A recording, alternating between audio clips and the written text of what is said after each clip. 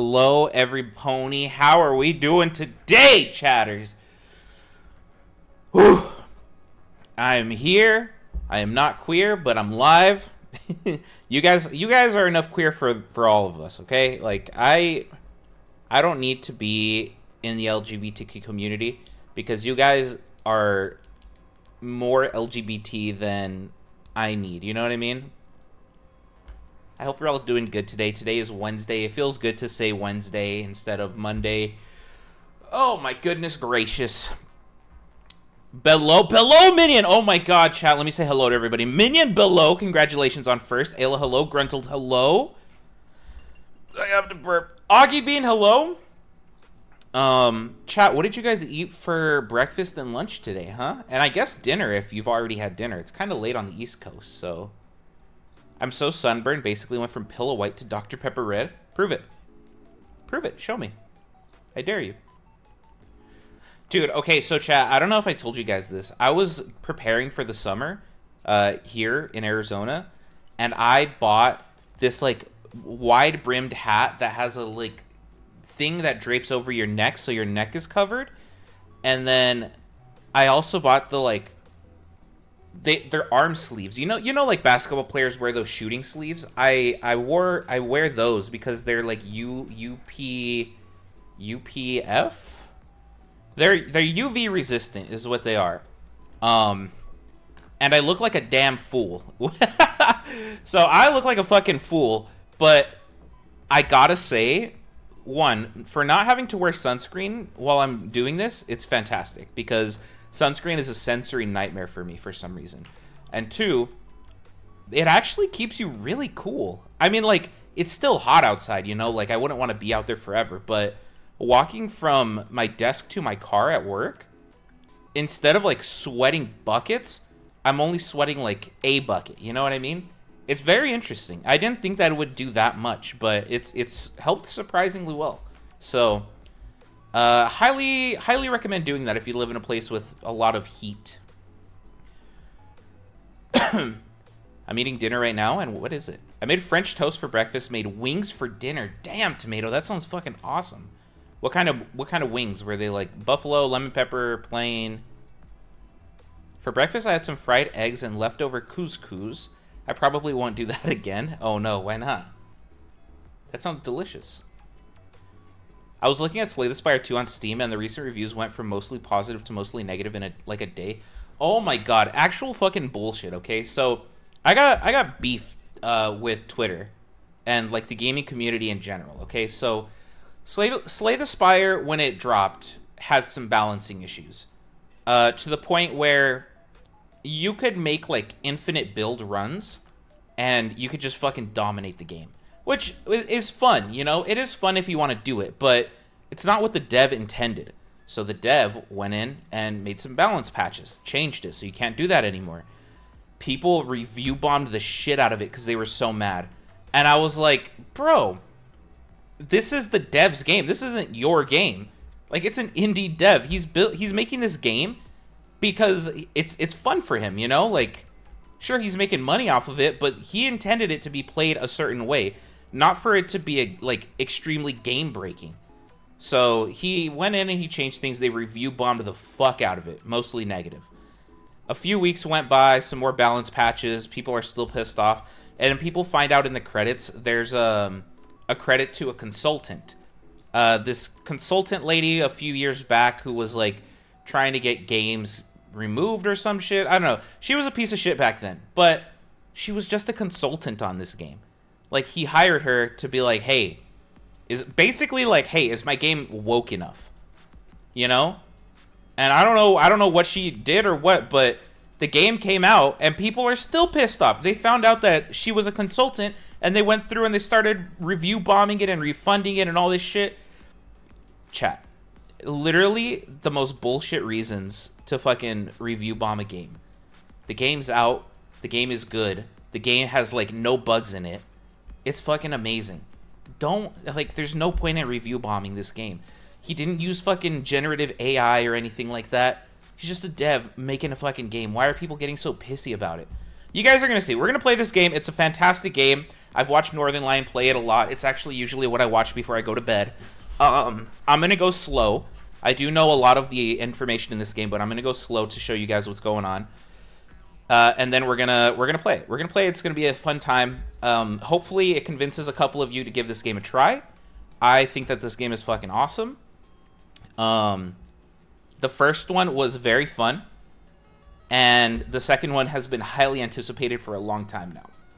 So, yeah, I didn't really care. Just thought it was interesting. No, yeah, I know. And you didn't say that you were upset or anything, but I wanted to address that because I've been seeing people on Twitter complain about it, and I'm like, this is fucking stupid, man. Selena, hello! Like, I feel like there's such a big mob mentality that it's like one person says something that's even the tiniest bit not, I guess, woke in a way, and it's like such a non-issue, and people will fucking cancel other people over certain things. I'm like, bro, this person used this lady as a consultant on his game. He still released the game at a reasonable price. What are you pissed off about? What are you upset about? Chill out. Not a big deal. Donuts, grilled cheese, I don't know, for dinner. Lots of snack between, like, pretzels with peanut butter and Nutella and banana bread. Augie Bean, I am so jealous of your metabolism. It actually hurts me. Is 2 new? Because I can't remember if I've seen 1 or 2. 2 is new. 2 is brand new. It came out maybe a month and a half ago. We have a lot of pissy people in this world. God, dude, I fucking hate it. I've never heard of this game, so I'm excited. It is a very fun game. The thing, if this is a roguelike game, and for those of you who don't know what that is, I've played a few of them on stream before, but to refresh your memory, every run is different. It is a very randomized game. The path you take is going to be completely different every single time. The build you make is going to be completely different every single time. The bosses that you fight are going to be different most of the time. Like, no 2 runs are going to be the exact same, is what I'm getting at. It's a lot of fun. You have infinite options to build something and win or lose with it. You know what I mean? So that's why I really like roguelikes. There's a lot of replayability in these games. They're not easy, but they are fun. I always get it confused with The King is Watching. Very different games, but after seeing them, it's so hard to explain. I've never heard of that one. Apparently that lady is a feminist in video games and tries to ban games that represented women badly, such as games that use classic damsel in distress trope. She can try all she wants to ban games for some bullshit like that, but ultimately, it's such a non-issue. Like, bro, I don't understand, man. I don't understand. She was a consultant on this game. The game's still released. I could see people getting pissed off if she was a consultant and the game didn't get released because she did some shit, you know? Then I'd be like, okay, yeah, that's some bullshit. What happened? I'd want the full story. But, come on, man. Who cares? Who fucking cares? Anyways, enough about that. Thank you guys for telling me about your dinners and your breakfasts and your lunches. Let's get into this game. This game. I have not opened it yet, so I apologize if this blasts your eardrums. Hopefully it does not.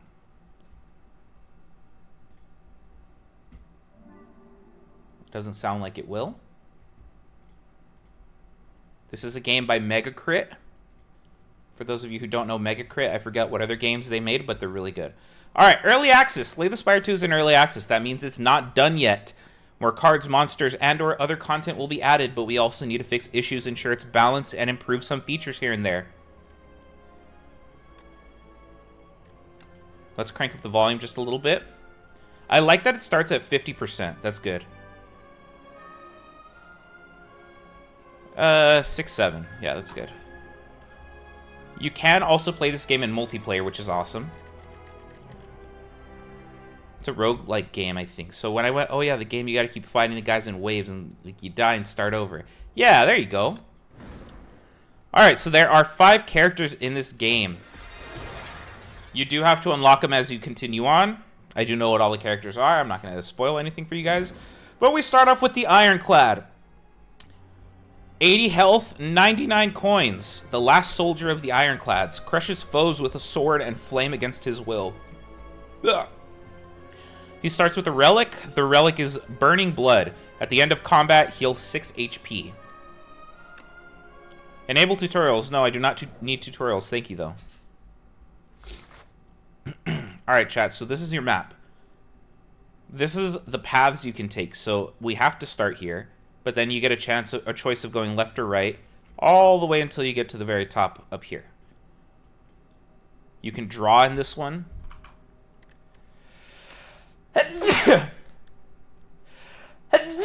Oh, sorry. You can draw on this one, which is kind of cool because you can be like, oh, yeah, we're going to go down this path, and then we're going to keep going up here, and then we're going to make a break to this way, you know, we're going to try and get this side. We're going to go up here then, you know, so you don't forget your path, which is cool. You can draw a wiener in here if you want. I don't think there's anything against that. You know, like, the world is your oyster. Bless you, bless you. Thank you, guys. I appreciate it. All right, so let's go through these really quick. There's a legend here. This is just a basic fight, okay?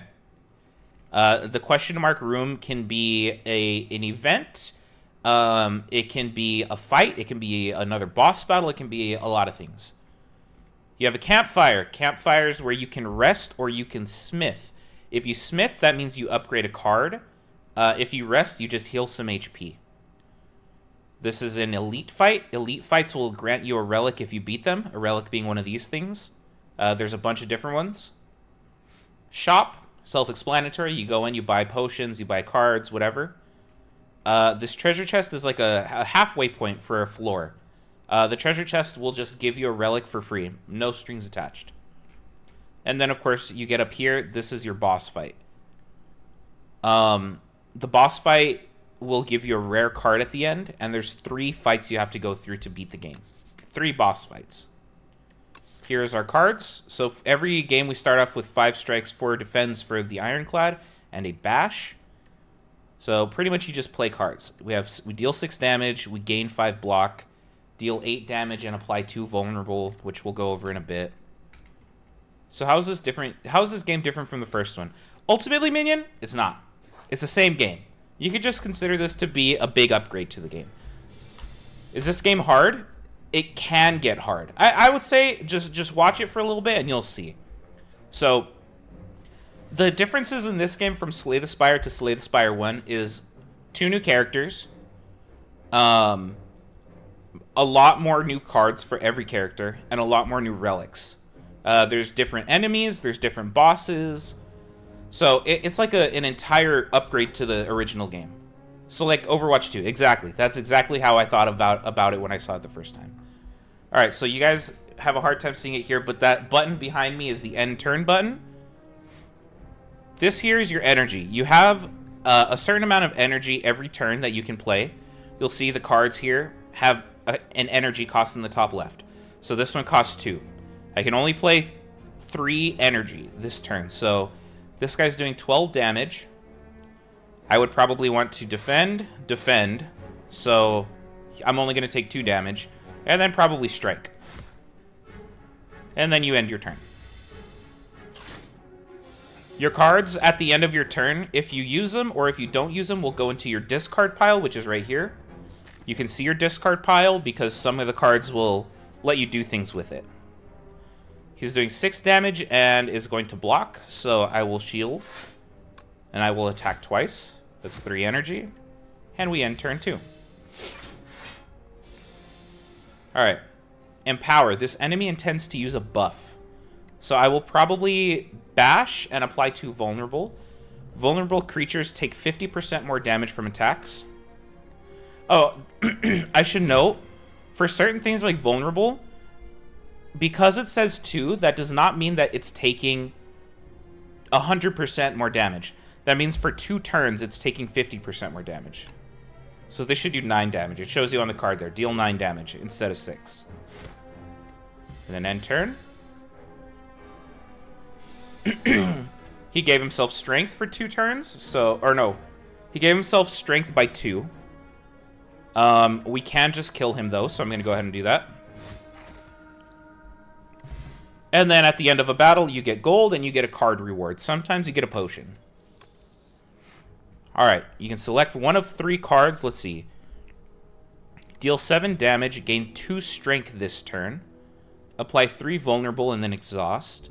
Exhaust means that you can use it 1 time in combat and then you can't use it again for the rest of combat. Blood Wall. Lose 2 HP, gain 16 block. For 2 energy. That seems kind of bad to me. If you right-click on it, you can view its upgrade. So it has deal 9 damage, gain 3 strength. I think I'm going to take this one just because that seems like no downsides. It's also only 1 energy. And then just so we have more options, I'm going to go to the right path. Look at these little slimy boys. What does this guy do? Strategic. This enemy intends to give you 2 status cards. Okay. Let's go ahead and attack you. Kill you. And then defend so I don't take any damage. Okay, he gave me 2 cards. Slimed.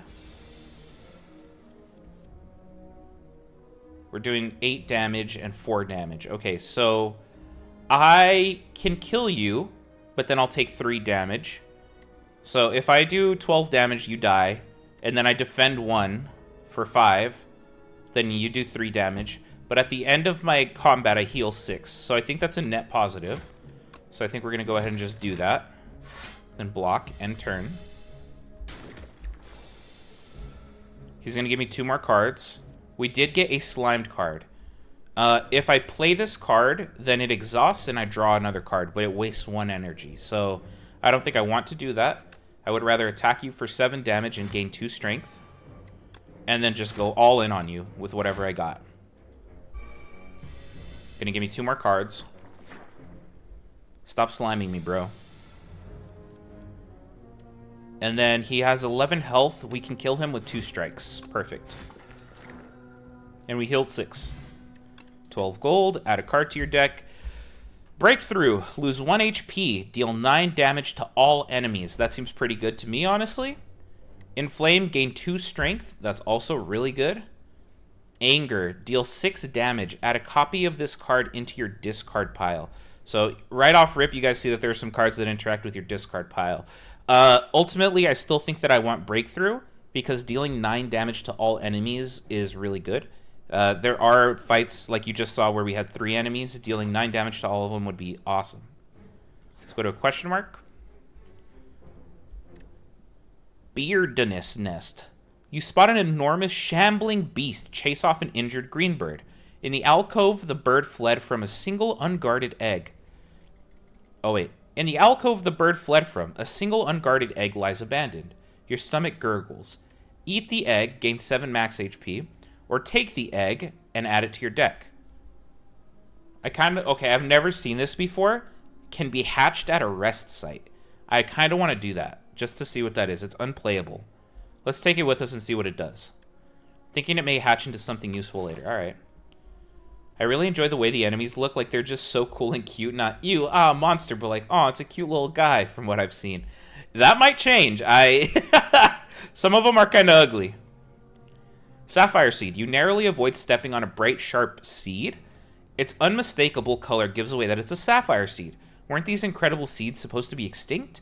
Legends say that consuming one can greatly amplify your endurance, but what if you plan to nourish it instead?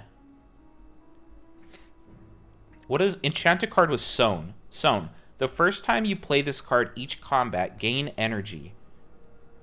So I in theory could play a card for free.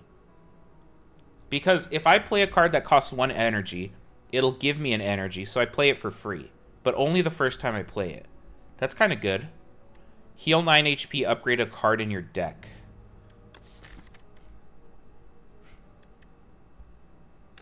If I was going to upgrade you, I would deal 13 damage to all enemies. Or deal 9 and gain 3 strength. Honestly, I think dealing 9 damage and gaining 3 strength is really good. So we're going to go ahead and upgrade this card.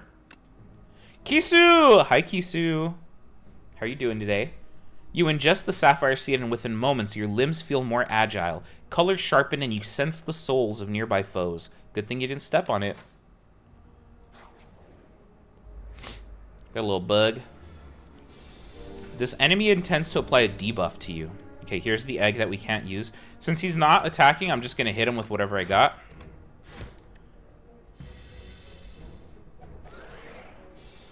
Shrink. While Shrinker Beetle is alive, your attacks deal 30% less damage. He's doing 7 damage. Okay. I would like to block. Now the question is, do I want to apply 2 vulnerable? And I think I do, to try to minimize that debuff that he gave us. So we'll deal 5 damage, do 2 vulnerable, and we take 2 damage. Can you move backwards? You cannot. It's always forwards, 100% of the time. But there is a relic that lets you go anywhere you want on a path. I'll explain it to you in a minute. Ooh, 13 damage sucks. Let's do this. I could hit you for 6, and then for 9, that would be 15. But I'd lose some HP. I think I'm gonna... Honestly, I think I'm gonna just bash you again. Give you some more vulnerable. And then here we... Ooh. I think we go strike, strike, defend. Take 2 damage. And then we kill him here.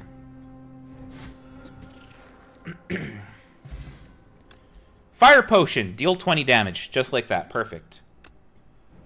Okay, add a card to your deck. Gain 5 block, deal 5 damage. That's kind of good. Deal 8 damage. If the enemy is vulnerable, it hits twice. We do have a card that deals vulnerable, so that's good. Nobody told me that my VTuber died. What happened, chat? Come on.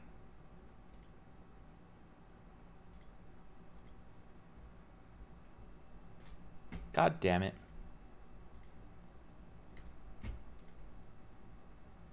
Alright. And then Cinder. Deal 18 damage, exhaust 1 card at random. Honestly, I think I want this one because it synergizes with us well. If the enemy is vulnerable, this hits twice. That's really good. So this card's going to do... If we use Bash and then we use Dismantle, this card's going to do 24 damage. That's awesome. So let's take that. Question mark. Could be an enemy. It is a group of enemies. Look at these little guys. What are these called? Inklet. This enemy... Okay, Slippery. The next time Inklet loses HP, it only loses 1 HP instead. What does that mean? You're doing the most, so I kind of want to try to... Oh. I see. Okay, I still want to kill you because you're doing the most.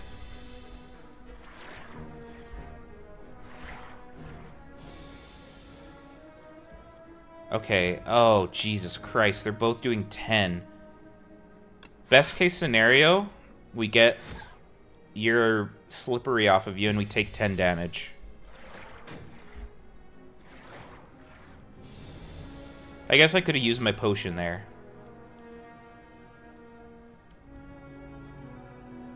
Okay, look. We're going to use Bash.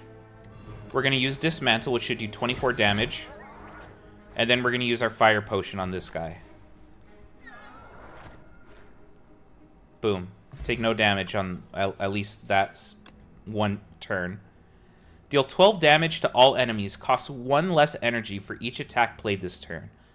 That seems pretty good to me. If we play 3 attacks, then this card's free. We get to play it for free. Gain 8 block, draw 1 card. Gain 5 block, upgrade a card in your hand. I think I want to go Stomp. Okay, I would go to this boss fight, but I think I'm going to go to... Well, actually, if I go boss fight... No. I want to go campfire, question mark, boss fight. Because I want to upgrade that egg. Hatch. Bird Swoop. Okay, 0 cost card. Deals 14 damage, and on upgrade deals 18 damage. That's really good. I think that was worth it. Let's go to the question mark. You enter a grove of crystalline trees, and they begin to quiver excitedly. A chorus of hellos and welcomes bombard you as a group of Morphics burst forth from trees. One of the Morphics is fidgeting in the corner, clearly not as sociable as the others. Approach the group or the loner. Lose all of your gold, transform 2 cards. Or gain 5 max HP. If I lost 150 gold... Okay, so what you gotta know, chat, is the shop is really expensive. There's a lot of really expensive shit in the shop. I think I would rather just take the HP, honestly, but... Alright, the Elite. The Elite is gonna be a much harder fight. Okay. Here's what we got. 17 damage. Stomp is here, which is unfortunate. We're not gonna be able to play it. I think we go defend, defend, strike. And just tank 7 damage. Okay, 12 damage. It's fighting its mom. We have no defense, so I think the best course of action is as much damage as possible. What is this flag? At the end of its turn, gains 1 strength. Okay. I think we deal 8 damage and apply 2 vulnerable. And then dismantle to do 24 damage. And then we have to tank 12. Oh my god, I didn't even realize it was there. What the heck? That's so cool. Look, and there it is. Okay, well, that's a 0-cost card, so we might as... Wait. What does this do? Oh. Okay, we're gonna just attack you. And then block, block, strike.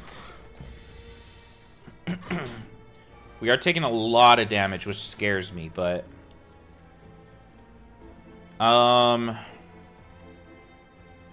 8 plus 12 is 20, we win. And then we healed for 6. Okay. 45 gold, 12 block for a potion, and Vajra. Start each combat with 1 strength. That's really good. So this is a relic, chat. Oh, look, I didn't know this one turned into a relic. That's cool. A bird pip will accompany you in battles. Then add a card to your deck. Deal 32 damage. Gain energy at the start of each turn. Gain 8 block. Gain another 8 block if you have exhausted a card this turn. I think Pyre's too good to pass up, honestly. We can make some pretty crazy stuff. Alright. We're not going to see another campfire until the end, so I want to go this path. Our relic. Gorget. At the start of each combat, gain 4 plating. Plating is block. If you take... well, at the end of your turn, gain block. Plating is reduced by 1 at the start of your turn. So basically, we start off every combat with 4 block, and then every turn that goes down by 1. What cards do I have? Do I want to smith anything? I kind of want to see what Pyre turns into. Gain 2 energy at the start of each turn. Okay, that's too good to pass up. Absolutely. The question is, do I want to go question mark or monster? I think I want to go question mark. Room full of cheese. This room is full of cheese. You look around to see if there are any traps, and above you is more cheese. The candles in this room appear to be made of cheese. The furniture is also cheese. Suddenly, the door behind you slams shut. It is made of cheese. Choose 2 of 8 random common cards to add to your deck. Lose 14 HP. Obtain the chosen cheese. At the end of combat, gain 1 max HP. Fuck, dude. That's kind of goated, but... do we need the max HP? Like... at the end of combat, gain 1 max HP. That's kind of good. Like, after 15 fights, which... I mean, how many fights have we done so far? 1, 2... one of these was a fight. 3, 4, 5... and then if we made it all the way to the end, 6, 7, 8... dude, we'd be almost at 100 HP by the end of a floor. You're also pretty low. Yeah, you're right. All right, we'll do 2 of 8 random common cards. Okay, so... We have a vulnerable synergy going on right now. And we also have extra energy from that 1 card. But we do need some more block. Our block is kind of bad at the moment. So maybe I get a card with block and 1 with damage if we have a good one. Okay. 8 block, draw 1 card. I think that's pretty good. And then Deal 6 damage, add a copy of this card into your discard pile. That's 0 cost, so that's kind of good, but it makes your deck really thick. Deal damage equal to your block. Gain 7 block, exhaust 1 card at random. Deal 6 damage, deals 2 additional damage for all your cards containing strike. Play the top card of your draw pile and exhaust it. I think we're going to go 2 blocks. You take a little nibble of cheese, but this fuels you to eat even more cheese. Time passes. You have eaten an awe-inspiring amount of cheese. Tonight, dreams will be cheese. Not if I have anything to say about it. Okay, chat, the question is, do we go left or right? Honestly, I think we go right, just because I want to hit the shop. Yeah, I think that's a good vibe. Standing there with feathers over its eyes like it's not a phase mom and is about to stomp away. 8 damage. I immediately want to do this. I'll take the 3 damage. I'll take the 3 damage just to get 2 energy every turn. That's amazing. Okay, you're going to use a debuff. We want to make you vulnerable. We want to break through. I want to stomp you. And I will end my turn. 12 damage. Okay, we're going to bird swoop, obviously. I will defend, and I will strike. Dead. Strength potion. Gain 2 strength. Add a card to your deck. Deal 4 damage and apply 1 vulnerable to all enemies. I mean, we just having the vulnerable is really good for us because of the cards that we got. Dense vegetation. Having taken the wrong path for a good while, you find yourself in a thick jungle of ferns, shrubs, and vines, especially vines. Ugh, sorry. Exhaustion sets in, and a dark thought comes to mind. You are lost, unprepared, and the inevitability of death is approaching. What do you do? Gain 85 gold, lose 8 HP, or heal 25 and fight some enemies. I think healing is the better option here. We're almost at full. We just got to fight some enemies. Oh, look at these little guys. Gain 8 block, draw 1 card. Let's try it. Bash. Can I kill anybody? I can technically kill. And we won't take any damage if I kill one of these guys. So let's kill the one with higher HP. Oh, I can't kill you. Oh, I didn't have enough energy. Shoot. I mean, taking 4 damage isn't horrible, I guess. We do have some AoE cards, too, so I think that'll work out for us. Like Breakthrough and Thunderclap. Exactly all the AoE cards we wanted. So let's make everybody vulnerable. And then let's lose 1 HP to deal 15 damage to everybody. And then we just win. We kill you. Easy peasy. Synergies, chat. It's all about the synergies. Deal 13 damage, apply 1 weak, apply 1 vulnerable. Draw 3 cards. You cannot draw additional cards this turn. I kind of like this one because it'll help us get our energy card faster. And it doesn't cost anything. Hello, shop man. Damn, bro, you gotta cut those nails.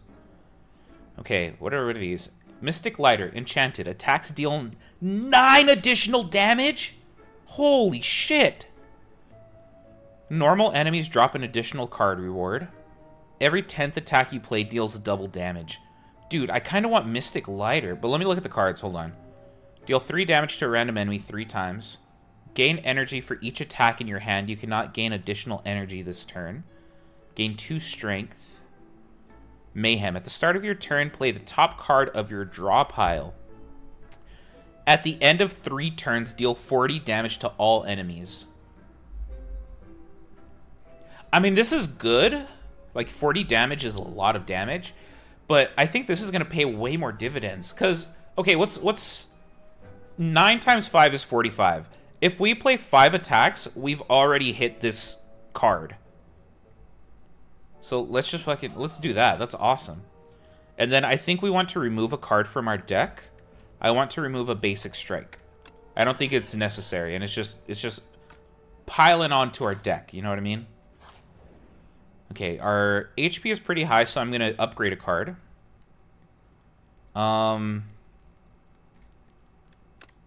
Deal 15 damage to all enemies. Deal 10 damage if the enemy is vulnerable, hits twice.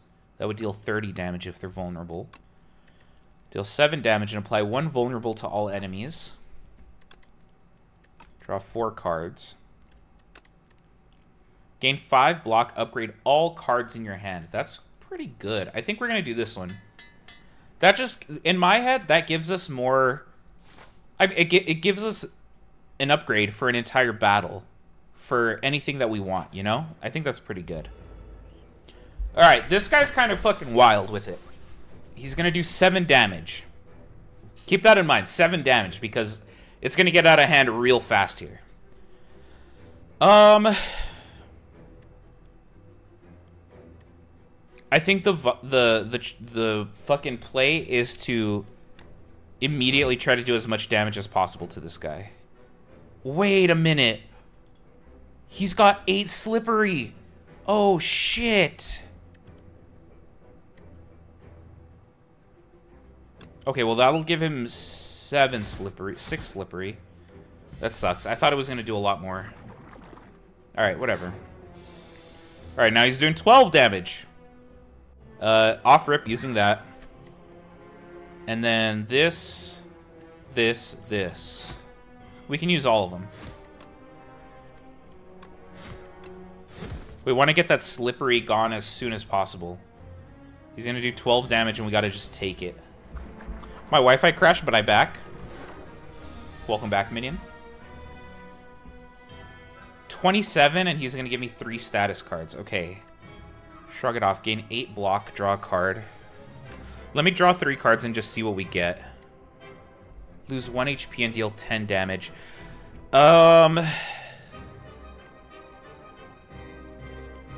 It sucks because I want to use Pyre, but 27 damage is a lot of damage. Okay, I absolutely, well, if I gain 5 block, you're at 22 damage. I could use this, but this is going to get upgraded.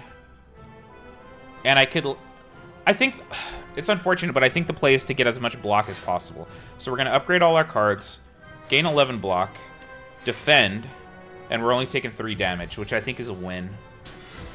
Even though we don't get the extra energy.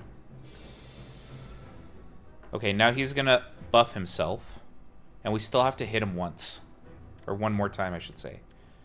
So let's do this. I think the play is gonna be strike and then stomp. End turn. He's gonna give himself strength, I think. 2 strength. That's scary. Dealing 9 damage. Okay. Now I think we can afford to play Pyre. And then shrug it off. Perfect. And now we don't take any damage and we have 5 energy every turn. 16 damage. Okay. I'm going to use Battle Trance. I want to give you Vulnerable. I want to Dismantle you, because it'll hit twice for 26 damage total. I want to Defend. I want to Strike, and I want to Bird Swoop. That was a really big turn. So we're gonna take 8 damage.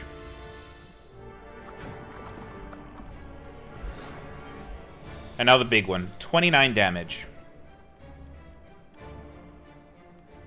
Gain 5 block, upgrade all cards in your hand. I think that's fine.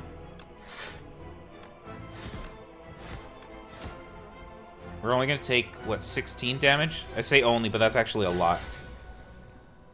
Wound, unplayable. Doesn't do anything, it's just unplayable.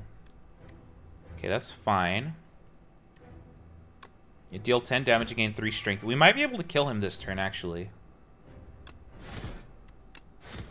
Yeah, okay. Oh, we got a new character. 100 gold, hell yeah. And then add a card. Transform all attacks in your hand into giant rock. Deal 16 damage. That's tempting. Wait a minute. Enchanted attacks deal 9 additional damage. Fuck, I fucked up. What is an enchanted attack? That's not all attacks, that's just enchanted ones. I was like, wait, I'm not doing 9 extra damage every turn. What the fuck? I may have sold on that one. Deal 4 damage twice, exhaust a random attack in your hand, and add its damage to this card. Ooh, that's really interesting, actually. If we play it right, and we exhaust, like let's say we have Thrash, right? And we exhaust, like, Bird Swoop, then Thrash is going to deal 18 damage twice every time we play it. Wait, that actually might go crazy. I'm going to try it. I'm going to try that one. Then we could have one card that does stupid damage. Alright, what is this? A Scarecrow. And you healed me. Tezcatara. Oh, a visitor. Do come in, dear. What can Tezcatara do for you? Start each combat with an additional 4 energy. Add 1 brightest flame to your deck. Gain 2 energy. Draw 2 cards. Lose 1 max HP. Okay, that's scary.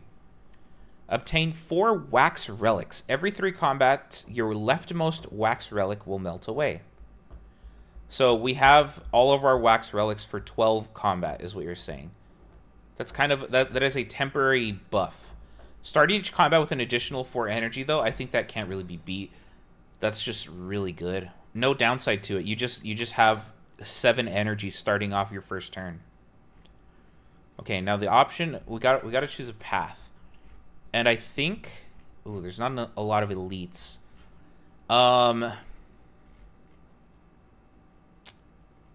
There's only 1 campfire we can get to of these 2.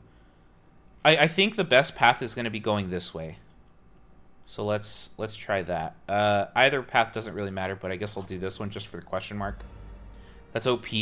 That's actually crazy. Wait, yeah, 7 energy. Oh my god. Then we're going to use Battle Trance to get everything.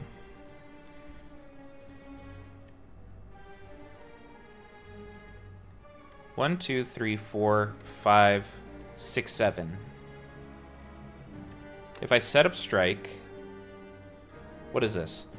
If Bullbug attacks are fully blocked, it becomes stunned.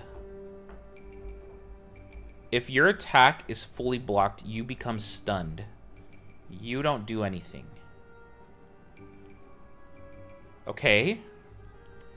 I think I want to attack you for 10, get strength. Bash you, and apply vulnerable. Dismantle, and kill you. Breakthrough. Strike. Gain 5 block and upgrade my defend. And end my turn. Dude, I think I played that as perfectly as you could have played it. Because at the end of at the end of the combat, we're gonna up or heal 6 HP anyways. Okay. This is where things get crazy. So, Thrash is gonna eat one of these 2 cards. We want it to eat Bird Swoop. Deal 5 damage twice. Okay, that's fine. It ate the other one, so that means now Thrash does 17 damage twice. So the next time we get it, oh dude, we're living large. Now we're seeing the power of Thrash. An energy potion, add a card to your deck. Lose 3 HP, gain 2 energy. Deal 5 damage to all enemies X times. Apply 3 vulnerable exhaust. Okay, so Whirlwind, when you see an X card, that is basically saying however much energy you have, it's going to eat all of it and do whatever it says. So, like, if we have 2 energy, we're going to deal 5 damage to all enemies 2 times, and then we're out of energy. You don't get to choose how much energy it eats. It's always going to eat as much as you have left. But I think we want to go with Tremble. Apply 3 vulnerable. Just because we have vulnerable cards.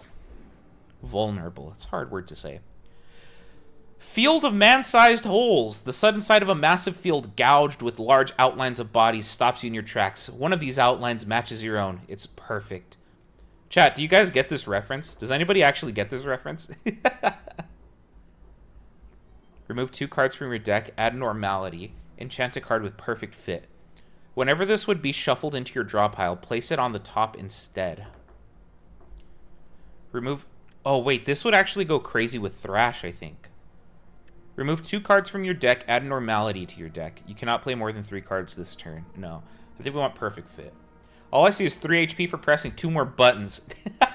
Literally, that's it. No? Oh my god, Minion. This is a Junji Ito thing. You gotta look it up. Look up Junji Ito perfect fit man-sized hole or something like that. Crazy fucking reference. If we put this on Thrash, then every time our cards get shuffled, this is going to be the first thing that we get. That's awesome. It's a snug fit, but you squeeze yourself into the hole. The further you go, the darker it becomes. Eventually, you see a faint light grow brighter and reveal the other side. You step out unchanged, but now understand the intimate secrets of life. Okay, I thought so. Look at this guy. Tunneler. Yeah, I knew it, just wasn't sure. Okay, attacking for 13. We have 7 energy. Battle Trance. We're going to apply 3 vulnerable. We're going to Thunderclap. We're going to set up Strike. I should have used set up Strike first. That was dumb. Hit you, stomp on you, gain 8 block, and we take, what is that, 5 damage? Fine. As long as we don't take more than 6, I'll be happy. Thrash, deal 14 damage twice. Why? Wait, why is that so high? It shouldn't be 14 damage.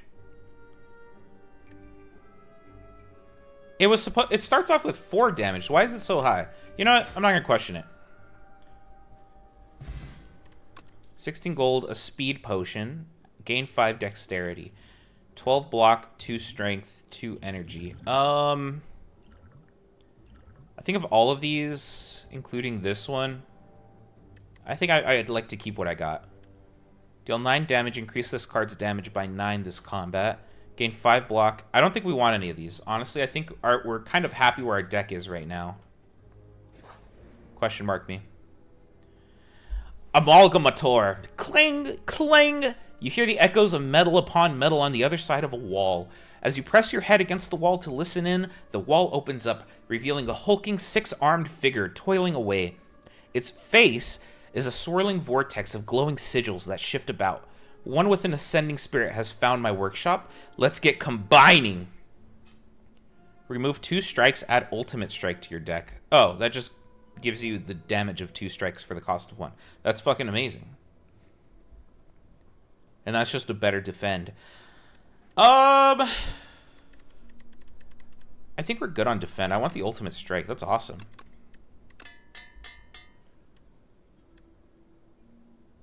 The Amalgamator strikes its bone anvil.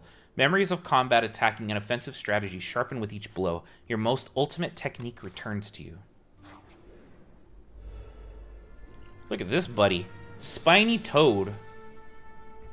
Oh, Pyre, off rip, yes. Setup Strike, deal 10 damage, gain 3 strength, yes. Ultimate Strike for 18, yep. Shrug it off just so we can get another card. Lose 1 HP, you'll deal 13 damage to all enemies. Yes, I will do that. Pretty good attack. Pretty good turn. Thorns. When hit by an attack, deal 5 damage back. He's going to do 23 damage. So, we want to block, apply vulnerable. And I honestly think we want to use our block potion as well. In turn. And just don't hit him. Thorns is gone. He's still vulnerable and he's doing a ton of damage. Why are you doing 14 damage? I still don't understand. Gain 5 block, upgrade all cards in your hand. Let me battle trance first. And then do this.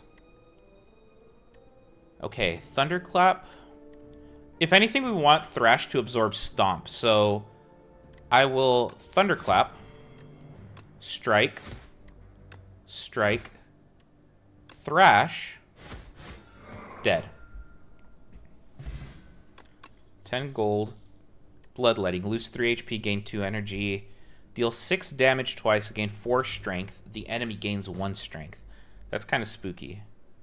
Whenever a card is exhausted, gain 3 block. I still don't think we want any of these. We need, like, the perfect card to be in our deck at this point.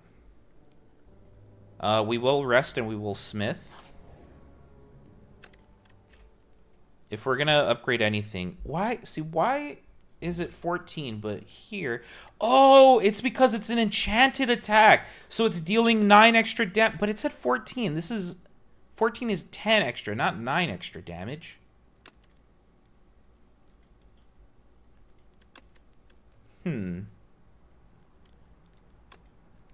Deal 6 damage twice. Exhaust a random attack in your hand. Add its damage to this card. I don't think we need to upgrade that one, honestly, because it's going to just eat damage anyways. It's not worth an upgrade just to have it do 2 more damage. This one now, deal 20 damage. Bird Swoop, deal 18. Gain 11 block. 7 damage and apply 1 vulnerable to all enemies. Deal 15 damage to all enemies. I think we want to upgrade Ultimate Strike in the case that we might have Thrash eat it. Because then Thrash is going to do absurd amounts of damage. We have 146 gold. Do you have another thing that boosts it? I might, but I didn't think I did. Start each. Oh my god, Minion, you absolute fucking genius. Yes, I do. This relic gives me 1 extra strength. 1 extra strength is basically 1 damage on any attack you play. 1 extra damage. Minion, you absolute genius. The question is, do I want to go to a shop or do I want to fight another enemy? Is there another shop? There's not, so I think I'd rather go now and just see what we got. Okay, I can't afford any other relics, so I'm not even going to look at them, because then I'll get tempted. Spite, deal 5 damage if you lost HP this turn, hits 2 times. Deal 16 damage to all enemies. At the start of your turn, if this is in your exhaust pile, play it. Ooh, dude, if you have an exhaust build, this could go insane. Holy crap. We can't use it. It's not going to be good for us, but that's awesome. Deal 5 damage, draw 1 card. Deal 10 damage to all enemies, 20 damage, and choose 1 of 3 random power cards. Deal 5 damage, draw 1 card's really good, but I think I want to remove a card instead. What are we not using? Like, let's be real here. I mean, the strikes can obviously go, but is there something better that can go?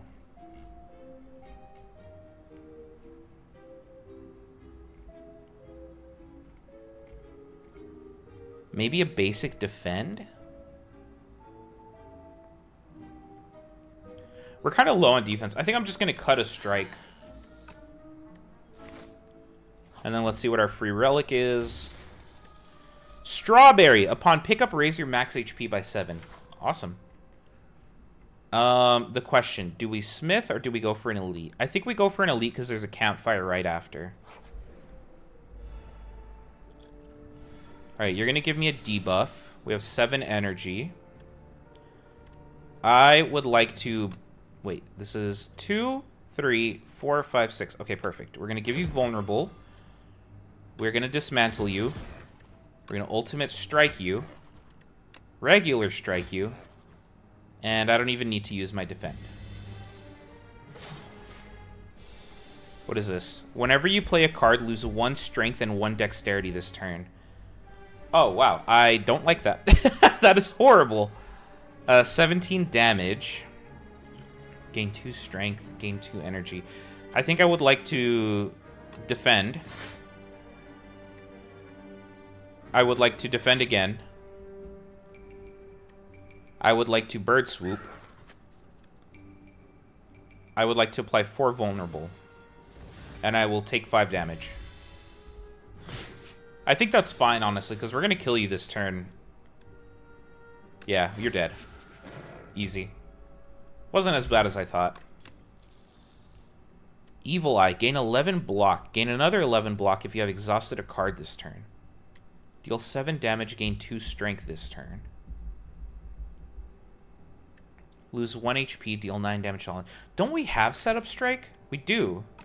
Okay, then I don't want an extra of any of these. That's whack. Okay, max HP still, and we're fighting an elite. What does this guy do? 22 damage. The first time Infested Prism takes attack damage each turn, the attacker gains energy. What? I mean, okay.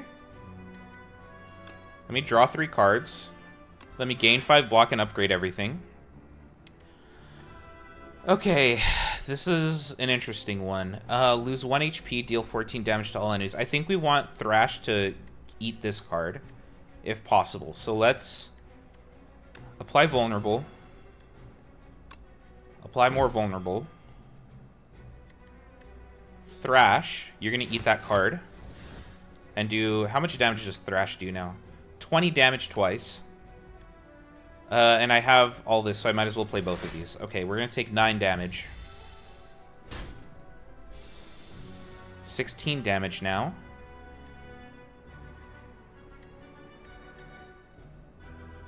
Do we use Pyre is the question. We do 18 plus 21. Well, plus 31.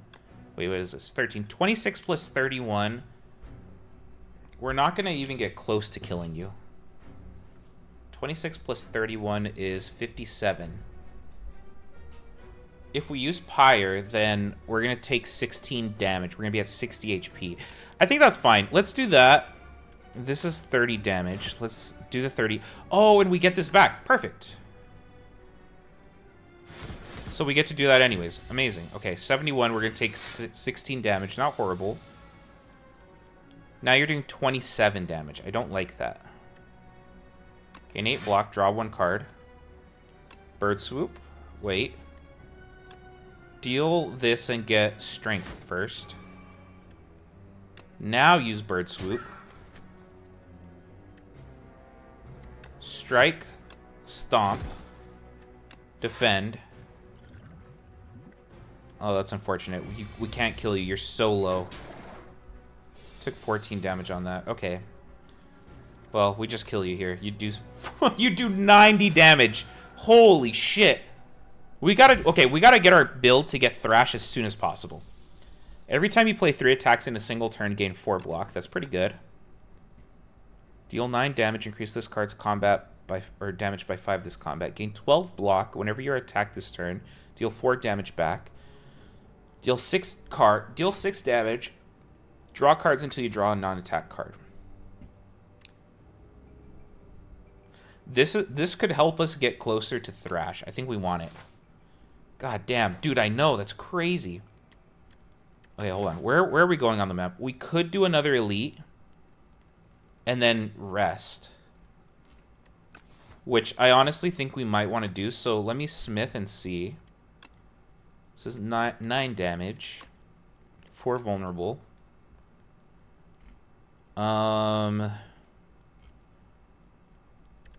Honestly, just give me more block on my card. Gain 11 block. I think that's good. And then let's go here and then go to the elite. A bug! Lose progenitor. Gain 11 block, draw 1 card. We did get Thrash off rip, which is amazing.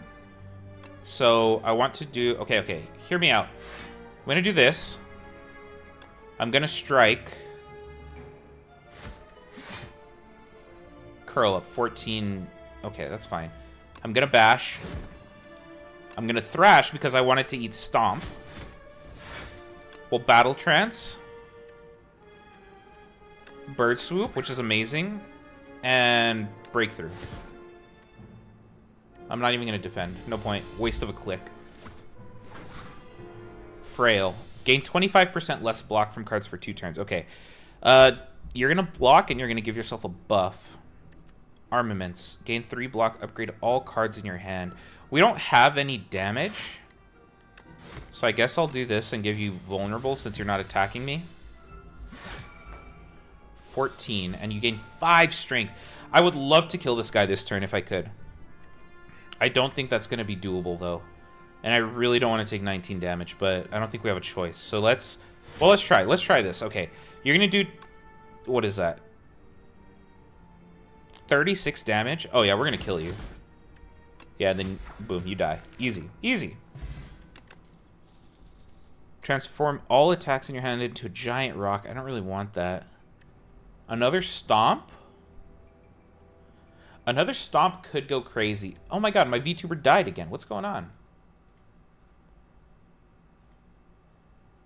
Another Stomp could go crazy, but I think if we got 2 Stomps in one hand, I'd be a little cheesed off, I'm not gonna lie. So I'm gonna skip for this one. Go to the elite. A little centipede-looking guy.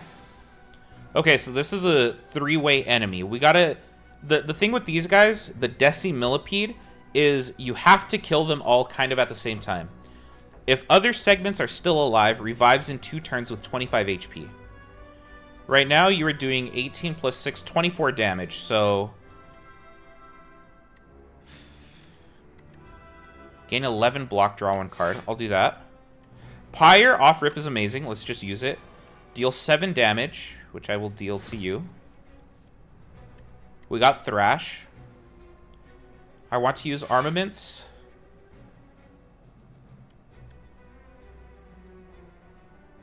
I am okay with Thrash taking either of these 2 cards. So what I'm going to do is strike, Thrash, and then end my turn. I like where you're at, so let's attack you. Okay, it took the one that does more damage, so that's good. Now we're going to take 4 damage.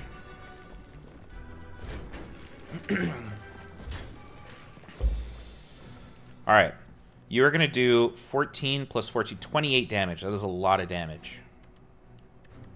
Let me battle trance. What do we get? Wait, what happened? Oh, I'm weak. Attacks deal 25% less damage for 1 turn. Okay, let's tremble. I think we want to kill one of these guys if we can. Dismantle. I should have set up striked. Oh well. Wait, if I attack you, 7 damage, you're gonna be at 5. And then I could kill 2 of them. So okay, let's do this. We will bash. It doesn't matter which one we bash. Stomp you. And then end our turn. We take 10 damage. Okay, we gotta try to kill you now, or they're gonna revive. Thrash deals 70 damage. The power of Thrash, chat, I'm telling you, this is so good.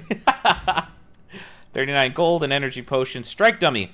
Cards containing strike deal 3 additional damage. That is great.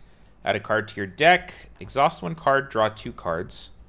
Whenever you apply vulnerable, draw a card. I think we want Burning Pact, just because it helps us get Thrash faster.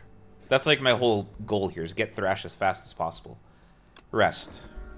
We're at 74 HP for this boss fight. Thrash is OP. Holy dude, if we can get it, though, that's the issue. We need to draw it twice. Alright, I see Pyre on the first turn. I want it. You're going to give us 6 status cards. I don't like that too much. We should use our potions this combat. I do want to use... Well, I do want to use my strength potion off rip, and let's just play it from there. Okay. Let's give you vulnerable. Let's do armaments to upgrade. Deal 38 damage. And then deal another 24 damage on top of that for 1 HP. End our turn. Okay, he gave us 6 cards. I'm not too happy about that. He's doing 16 damage. Deal 9 damage. Draw cards until you draw a non-attack card. Deal 15 damage. Gain 3 strength. Gain 11 block. Draw 1 card. Okay, let's do Shrug It Off. Get farther away. Increase Sandpit by 1. Increase the cost of this card by 1. In 4 turns, you will be eaten and die? Oh, I gotta kill this motherfucker in 4 turns. Okay, let's not play that one yet. Let me think about this. So, I don't think I want to play Bash. If anything, I want to play... Well, let me battle trance. We got a bunch of defense. That's not great. Okay, let's set up strike. Gain 3 strength. Let's pillage. I can't draw any cards. That's fine. I think I will defend 1 and then frantic escape. So we're not taking any damage, and we increase Sandpit. Okay, so now we have 5 turns until we inevitably die. I think we played that turn as good as we possibly could have. Okay, 28 damage, not ideal. Stomp. We got a Thrash. I mean, Thrash is gonna eat Stomp. And then, I mean, the best we can do is defend, frantic escape, and then we have to tank the damage. But it is the boss fight, and we're gonna heal after this, so... Okay. Exhaust 1 card, draw 2 cards. I would like to exhaust a strike and draw 2 cards. It did give me Thrash because it's supposed to. That's great. So, Thrash is going to eat another card. Let's apply Vulnerable. Bird Swoop. Have Thrash deal 92 damage, and it'll eat Ultimate Strike. Oh my god, that's huge. And then we have 2 energy to do Frantic Escape again. Beautiful. You're gaining strength. I would like to kill you this turn if I could, but I don't know if I can. 20 damage. Gain 5 block and upgrade everything. Deal 16 damage and then just Frantic Escape me. Why not? Alright, so we're going to have 7 damage taken. Not horrible. Pillage. Deal 9 damage. Draw cards until you draw a non-attack card. Okay, let's do this first. And then let's Battle Trance. Are you vulnerable? You are not. Deal 15 damage. Deal 16 damage. Dead. We got another legend! Or another character, whatever. Dude, I think I played that as perfectly as I possibly could have. Holy shit. Alright. Heal 10 HP, exhaust. That's actually fucking crazy. Another Thrash. Lose 6 HP, gain 2 energy, draw 3 cards, exhaust. Dude, okay, imagine if we had 2 Thrashes just going ass wild on each other. Like, if I... Oh, but that would be really hard to set up. I kind of like Not Yet, being able to heal 10 HP. Gotta go eat dinner now, BRB. Alright, minion. I mean, we're not going to be able to use this whenever we want, but I think being able to use it every once in a while would be good. But at the same time, do I want it? Like, we're not really hurting on HP. We're playing really good. And this just... It just makes our... Do you have the runtime left? Runtime left. This run has taken 50... Oh! Do you have the runtime left for another Thrash? What do you mean?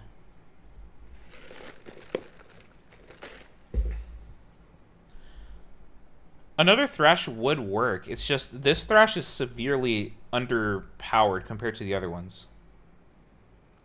Or the other one. The fuck is that? Sorry, hold on. What? Whatever. How much longer does this run go? This is the last floor that we're about to be on. So, a third of the way done? Yeah, I don't think we have another... I see what you're saying. I don't think we have the runtime for it. I'm going to skip these. We'll just go to the next one. Alright, this is the last floor. Alright. Give yourself to me and you will be feared as much as I. Vaku, the first demon. Add 1 enthrall to your deck. Gain energy at the start of each turn. If this is in your hand, it must be played before other cards. Eternal. Eternal cannot be removed or transformed from your deck. But you gain an extra energy at the start of each turn. Which is really good. Lose 9 max HP. Gain 3 apparitions. Ethereal. Gain 1 intangible. Exhaust. Ethereal. Okay, intangible. Reduce all damage taken and HP lost to 1 this turn. That's really good. At the start of combat, put a random power from your draw pile into your hand. It's free to play.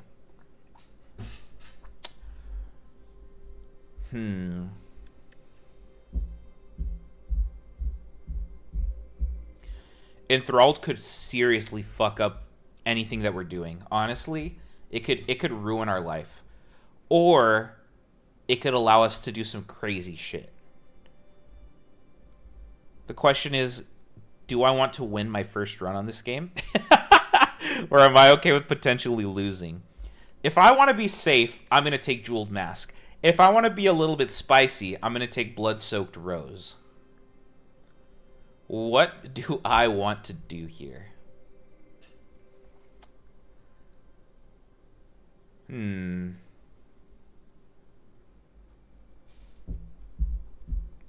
What powers do I have? How do I know if something's a power or not?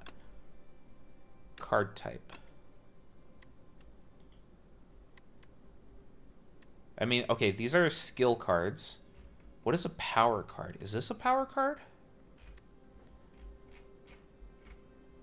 I don't know. I think I want to play safe. At the start of combat, put a random power from your draw pile. Yeah.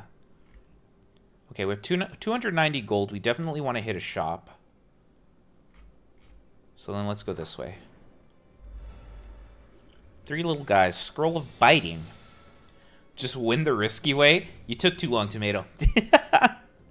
Whenever the Scroll of Biting deals unblocked attack damage to you, you lose 2 max HP? This guy's doing 24 damage. Are you fucking crazy? Oh, dude, Pyre is a power card, so I get that for free. Yoink. We do have Thrash, but we also have Bash and Strike. So, okay. So the way I need to play this is I need to... I need to Bash. I need to Strike. I need to Thrash.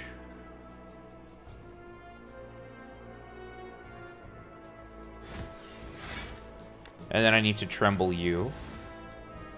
And unfortunately, we're gonna lose some max HP.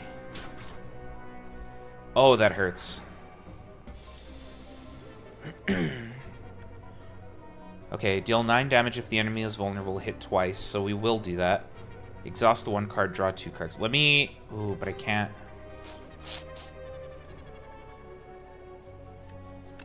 Okay, just do that. Deal 13 damage, gain 3 strength this turn. Okay, let's do that.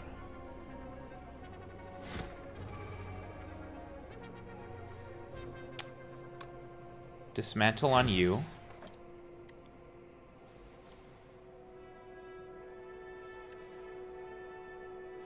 I can't draw any other cards.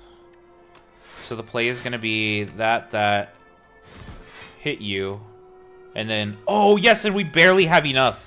So we're not going to lose more max HP. Okay, that's great. Now, I want to Armaments, Thunderclap, Bird Swoop, dead. 16 gold, Explosive Ampule. Okay, all of these are blocked. Gain 9 block, exhaust a card. Gain 11 block, draw a card. Gain 7 block, deal 7 damage.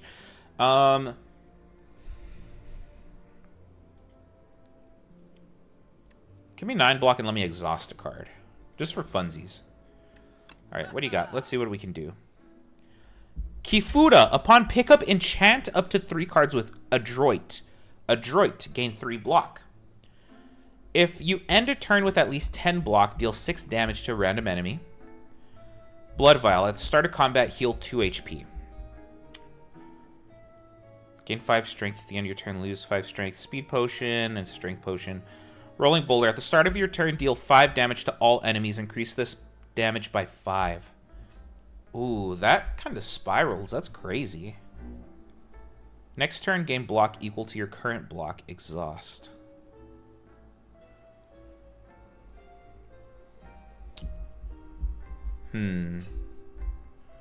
Okay, well, I definitely want Adroit because this will enchant a card, or 3 cards, and that means they're going to do 9 more damage, which is amazing because we have the Mystic Lighter. So if I'm going to enchant cards, I think I would like to enchant Bird Swoop because it's a 0-cost card. Breakthrough kind of sucks. I would like to get rid of it if I could. I technically could make it better by enchanting it, though. Dismantle, because it's a 2-hit card. Ultimate Strike is already really good. I'd like to help other things be really good. Setup strike? Yeah, okay, I think that's the right way to do it. So all of these are going to do 9 more damage.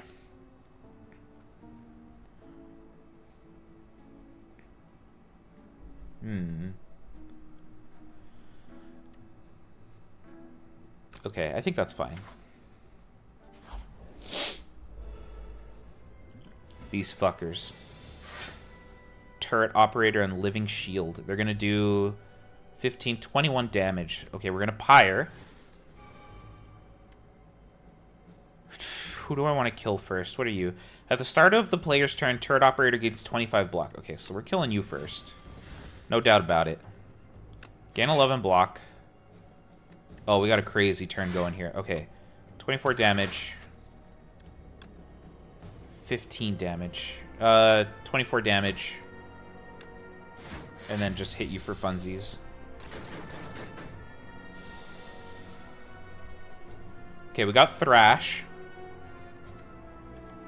Since we have Thrash, he's going to do 15 damage. We want to... I think... Okay. Thrash, I want to hit Setup Strike. So, give you vulnerable. Thrash. Oh, and you're just dead. Perfect. All enemies lose 7 strength this turn. I think we do want that, so let's discard that. Give me this. Bludgeon, deal 32 damage. Fuck. Deal 6 damage, deals 3. Deal 9 damage, put a card from your discard pile on top of your draw pile.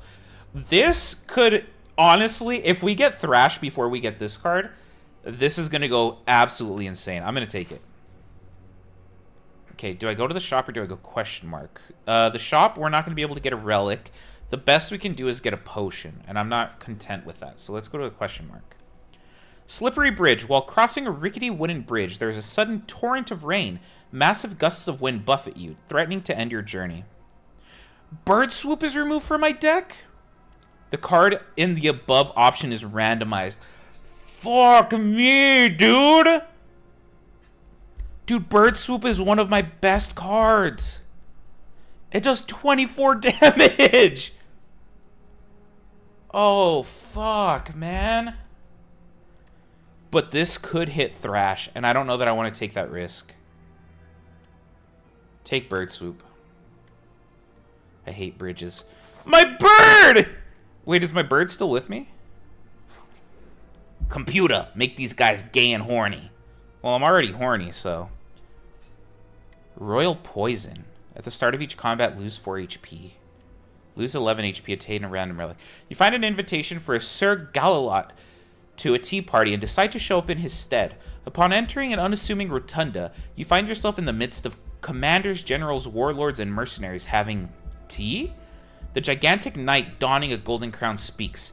Thou art late for tea? This is a callback to Slay the Spire I. This guy was a elite that you could fight. But I'm going to lose 11 HP and get a random relic. You jump onto the table and kick the warlord knight in the face. The knight lets out a haunting shriek and keels over. Everyone gasps. At the start of each combat, apply 1 week to all enemies. Oh, that's so good. The patrons stare wide-eyed at the corpse of one of their regulars, then burst into applause. We were wondering how to get rid of Sir Wygore. Incredible work. They dump out your poison tea and you discuss tactics and secrets all night. A most excellent tea party. Hi, Cashew. Do I want to smith anything? Technically, I mean, smithing is just good. Oh, I almost clicked rest. We probably should. And if I'm going to smith anything,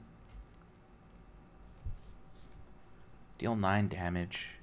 What does this do? Deal 12 damage.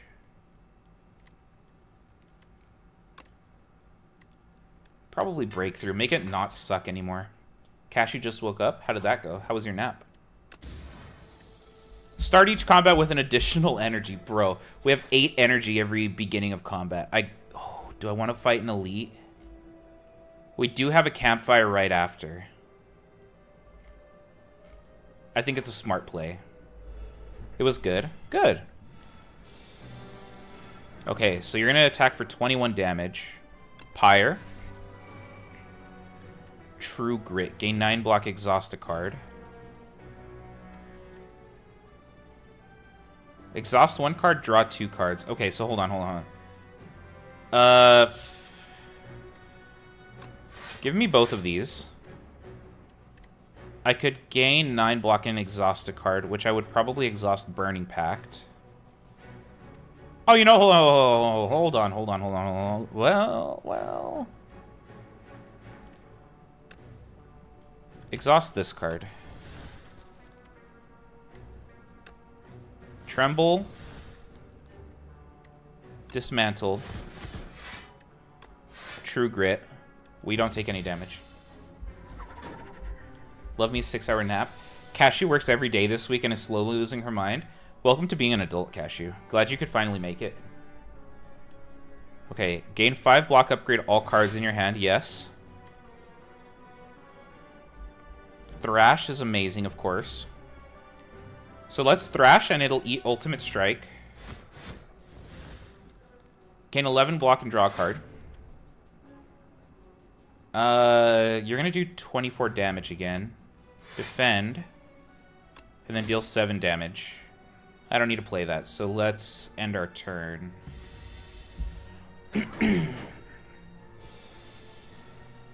29 damage, okay.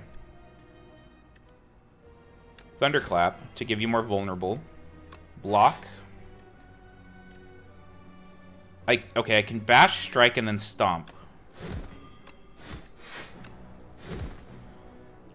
Ooh, and we are taking a lot of damage. I'm going to throw my potion at you so I take less damage.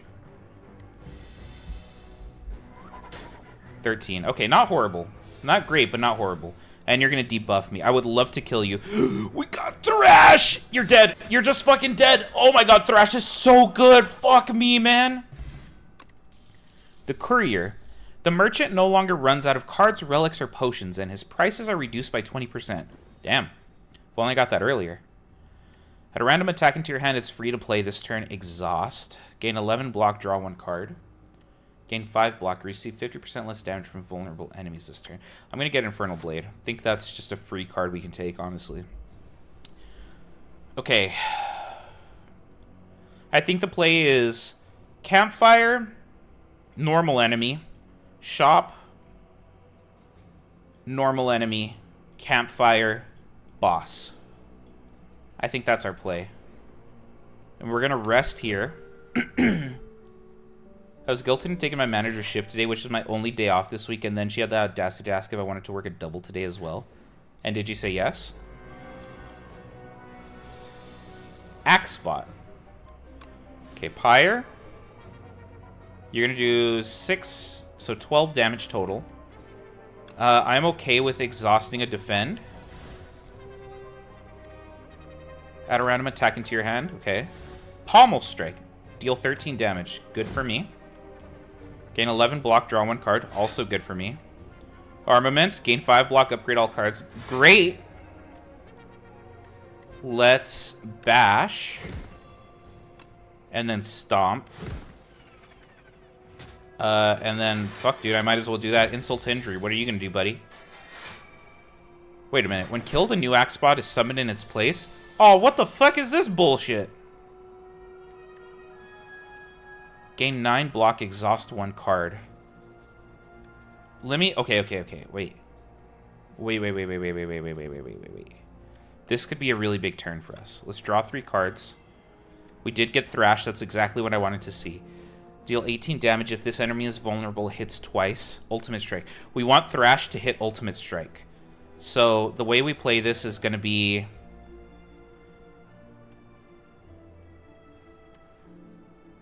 True Grit. Oh, but Headbutt. Okay. I have to get lucky here is what it boils down to. We are going to break through. I don't need to True Grit. Deal 18 damage. We are going to try and get rid of you. And then I need to Thrash. Who are you taking? What are you taking? It did not take the card I wanted it to take. Fuck. That's fine. Deal 24 damage. and then end my turn.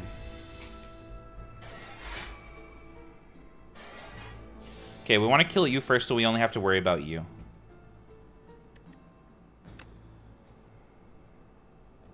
Don't do that yet. Deal 22 damage, gain 3 strength. Okay, and then Thunderclap. And then Strike. Deal 10 damage. Well, let's vulnerable, deal 10 damage. You're gonna draw 3 cards. Well, a couple. No, Thrash came back! Oh, at the worst time! Sad. Cashew's drinking her juice. What kind of juice? Dismantle. Okay, we want to use this to hit twice. Huge. You're going to come back. Draw 3 cards. Ultimate Strike. Stomp. And we win. Not the trash. Thrash! God damn it, Selena! Deal 9 damage, gain 3 strength. We already have that one. Deal 9 damage, increase. Whenever card is exhausted, gain 3 buck. I don't want any of these. Skip. Skip, skip, skip, skip, skip. Go to the shop. Whenever you shuffle your draw pile, gain 6 block. At the start of each combat, apply 1 vulnerable to all enemies. The first time you lose HP each combat, draw 3 cards. Mayhem. At the start of your turn, play the top card of your draw pile. Retain. If your hand is empty, draw 2 cards and gain 2 energy.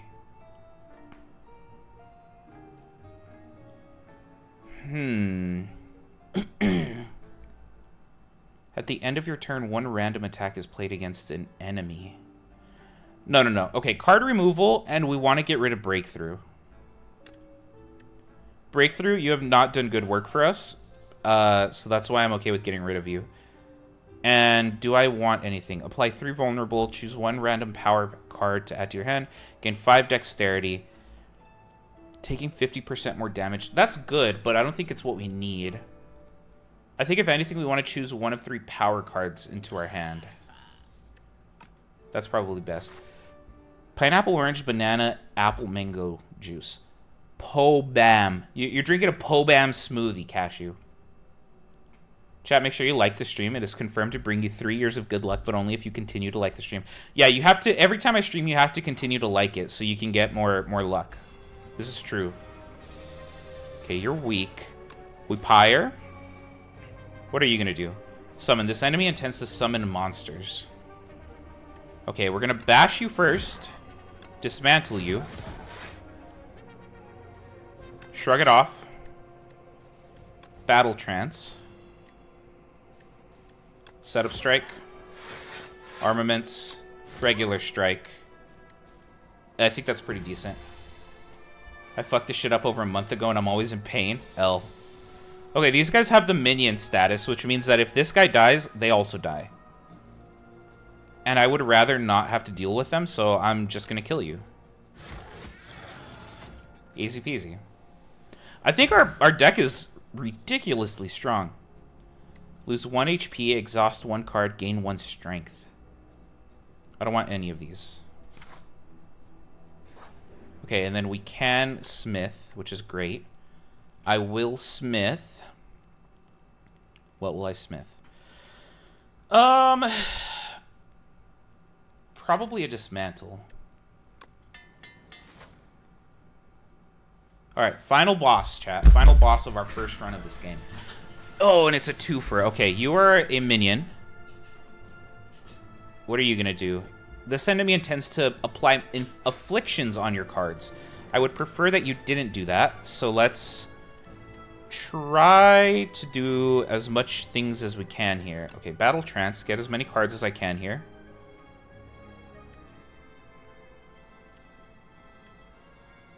Let me draw cards until I can't anymore. Honestly, I think we ignore you and just try to block your shit. Oh, you can't. Okay, I forgot about that. Alright, then Thunderclap. Deal 22 damage.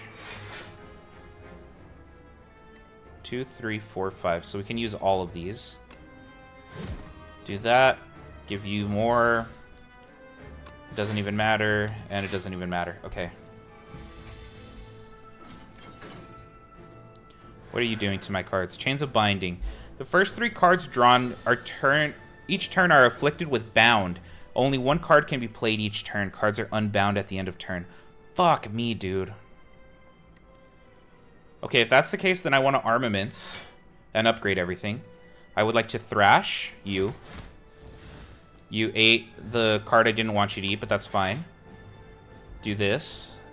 And then let me play a power potion and see what happens. Whenever a card is exhausted, draw 1 card. At the start of your turn, lose 1 HP, gain 8 block. Whenever you lose HP on your turn, gain 1 strength. I want that one. Because we're going to lose HP here, so we're going to gain strength. And then our strength goes up by 1, I think. Where's my strength? Hello? I'm frail for 99 turns, bro? Ah, shit, dude. This is gonna suck. Okay. Exhaust 1 card, draw 2 cards. Dismantle. I think we want to dismantle. Wait, what does Headbutt do? Yeah, we want to dismantle you. I would like to defend. I would like to deal 7 damage and pull a card from my discard pile. I would like to pull Thrash. Thrash is going to be the next card that gets added. We're going to take a lot of damage here. We just got to kill the queen.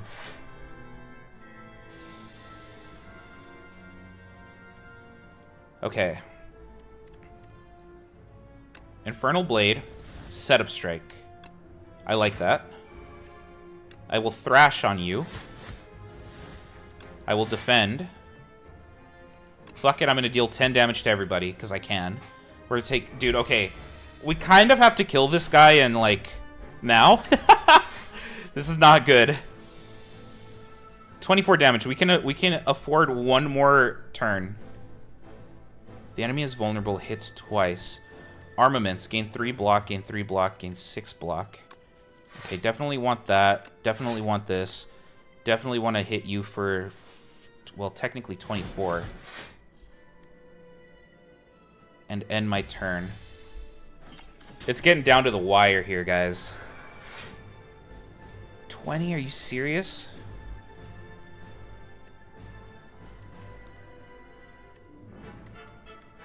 Battle Trance. This does nothing for me, but I might have to use it anyways. Wait. Thrash? Okay, hold on. Oh, and I can't draw Thrash! No! Oh my goodness. This is so bad. Can I draw Thrash? Is that even a possibility? I don't know. I don't think I can do anything. I have to... I think I just die here. Oh, that hurts so bad. We were doing so good. Oh, my model died. Stop doing that, dude. Oh my god, that fucking hurts. Your consciousness fades. We made it all the way to the very end and then we just fucking lost. God damn it. The queen added a piece of the ironclad to her collection. But we did unlock every character in one go, I think, which is crazy. What did I unlock? Hold on. Discovered cards. You discovered 62 new cards. You discovered 4 new epochs. You discovered 4 relics. What did I get? Unlock. In the timeline, reveal epochs to unlock cards, relics, and much more.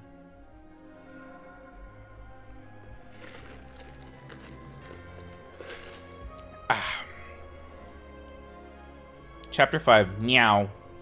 Mother of Resurrection, Niao. Awaken from her slumber. Rise, champion. Again. Again! Wait, are these? Niao will not greet you at the start of each run. Oh, epochs aren't characters. They're... I know what they are. Hold on. 4 epochs are waiting to be revealed. Chapter 2, Devastation. The ironclad's strength surges. The flames of the demonic pact course through his blood. Cuts and bruises heal rapidly. The Valley Guard are cleaved in two. The Desert Tribe are burned to a crisp. Windwalkers smashed into the ground, and even a familiar horde of aggressive, bronze-cladded warriors are set ablaze with these exciting new flames. All of the Ironclad's enemies are shown no mercy. All of the Ironclad's... Ironclad? Where is everyone? What is this? I don't understand what this is. Oh, we get 3 relics. Okay. While your HP is at below 50%, you have 3 additional strength. Well, I'm not even gonna read this. We're gonna see them as we go. The Ironclad. Prion. Wait, what was this one? Play a run with the Ironclad to reveal this epoch. Let me get this one. Magnum Opus. A void of nothingness. But then the world came into existence.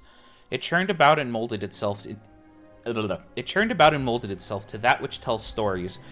Along this journey lay a planet named Prion, a mere speck in this universe. They say that a great story about a spire took place there. And then we get 3 cards. Automation, Entropy, and Catastrophe. Okay. Oh, something else came up.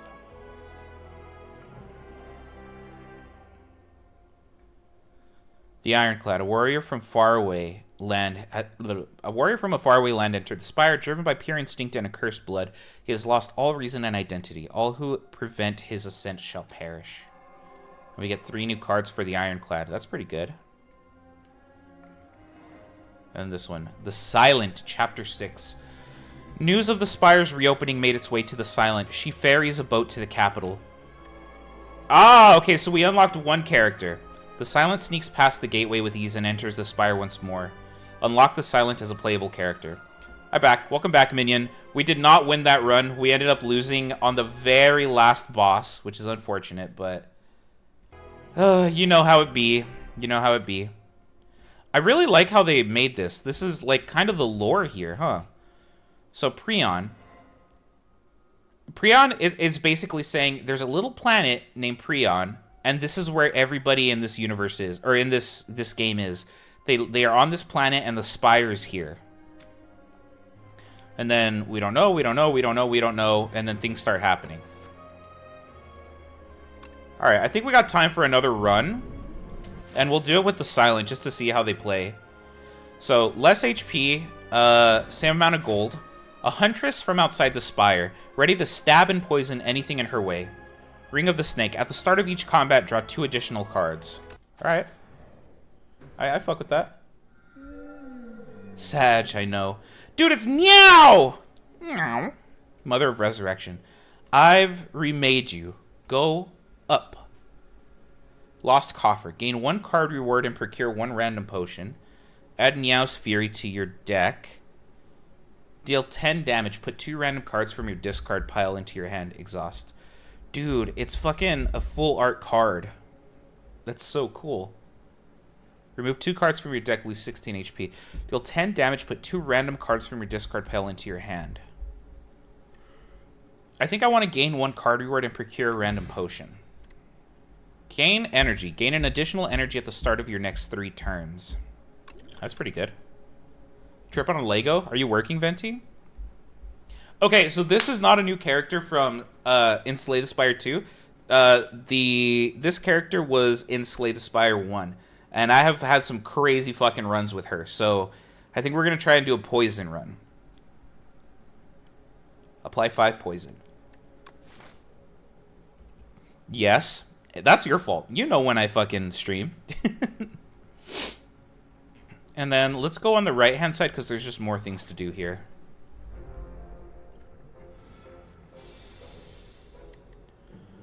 Okay.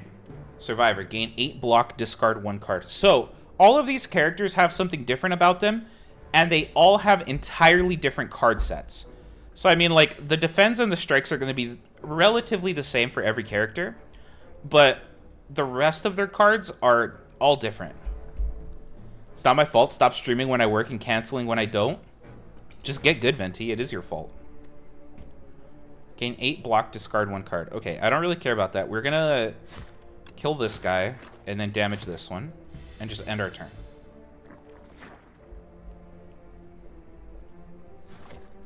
We do have a lot of slime now. Deadly Poison, which I will apply... Wait. Neutralize. Deal 3 damage, apply 1 weak. That's great. We'll apply 5 poison to you. Attack you twice. And take 6 damage. Oh, Suda, have you seen the required specs for the new Lego Batman game? It's actually crazy in a bad way. No, I haven't. What are they? This sounds interesting. Okay, so Poison.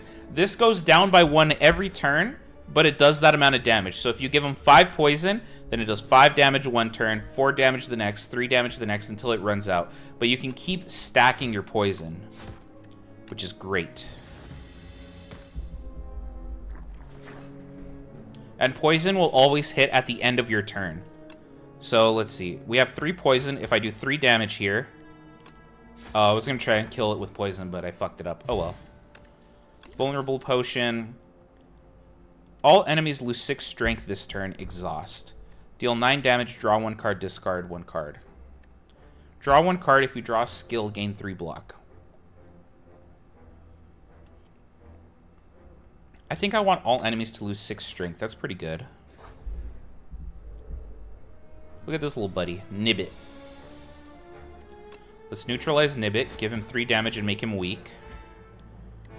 I will defend, and strike.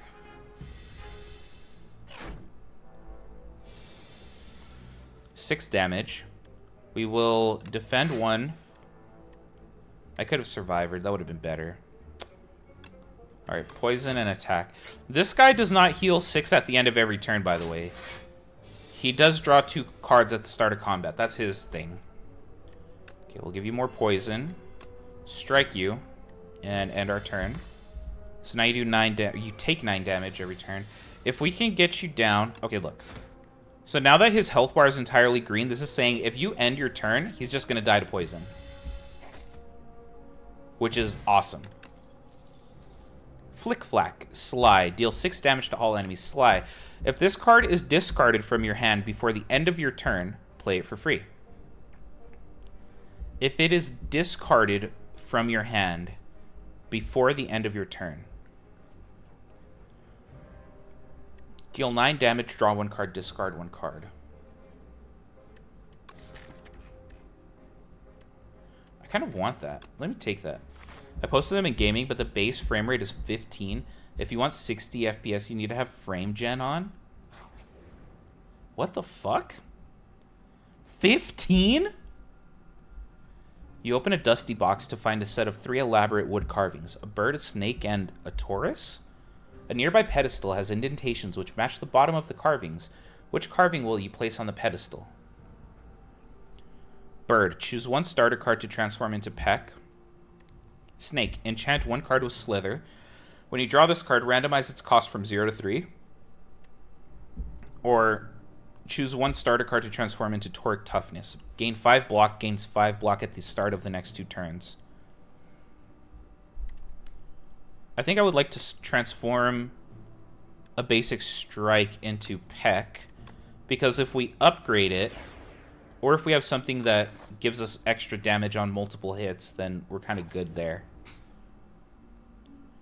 Arms suddenly jut out from a nearby hole, clutching a suspicious bag of riches and clearly cursed relic. This or that? A scratched up voice whispers from below. Lose 6 HP, gain 64 gold. Add Clumsy to your deck and obtain a relic. What is Clumsy? Unplayable and ethereal. So it can't... or...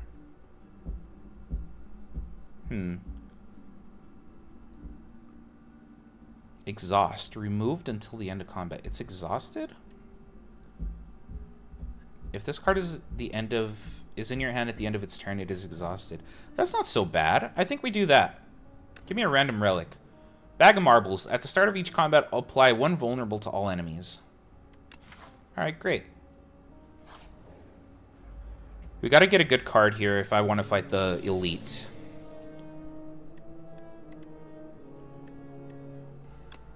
Okay, do this. Do this. Deal 6 damage and Flick Flack. And then we should be able to kill you next turn if we can do 7 damage. We are not going to be able to do 7 damage, so I will do this. And then you're just dead.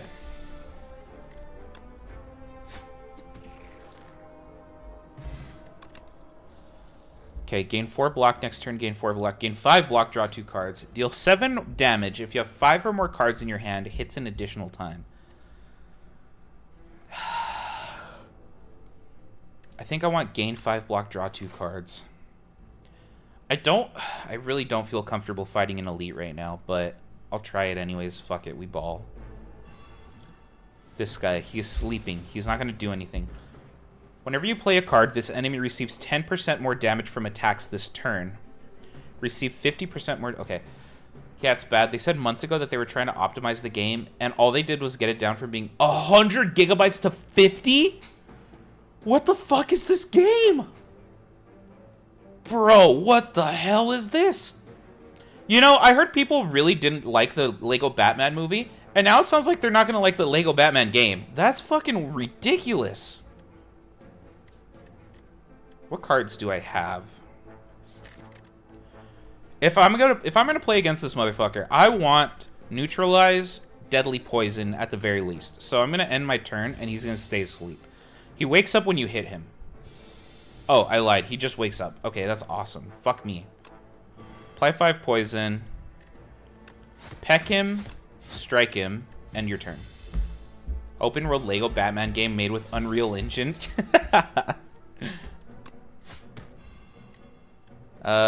Defend.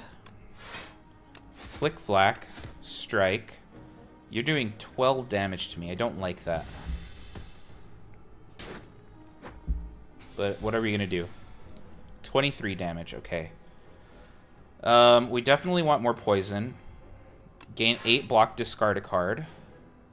Which I will discard you because you get played for free. Huge. Defend. And now you're only doing 10 damage. Great. Okay, 4 defense. Love that. Now all of my defense are gone, and he's going to hurt me this next turn. Wait. Gain 5 block. Okay, hold on. This might go crazy. It's not going to go crazy. Do I damage him now? I think we use Radiant Tincture to gain extra energy. Hit him 3 times. Do I block and take 7 damage, or do I hit him for 6? I think I block.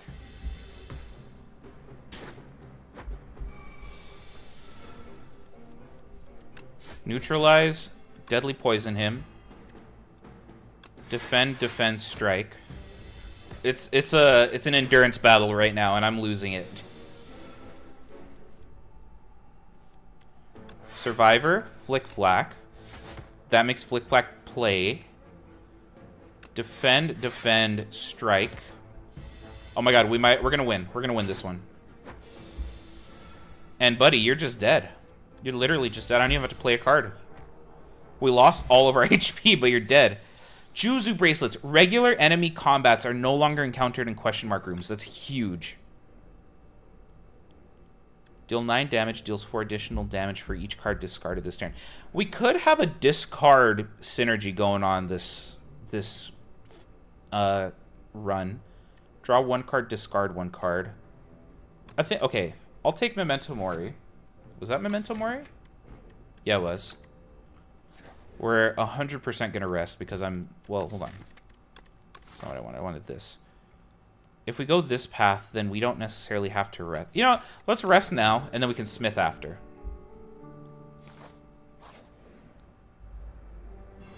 Oh, the inklets, so difficult to deal with.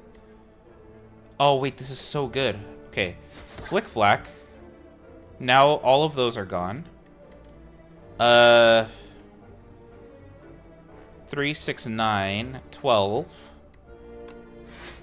Block and block. So I take 2 damage. Not the worst. Memento Mori. Okay, this is where Memento Mori is going to shine. We Survivor. Get rid of a Defend. Memento Mori, 13 damage. Memento Mori you. Defend. We take 7 damage.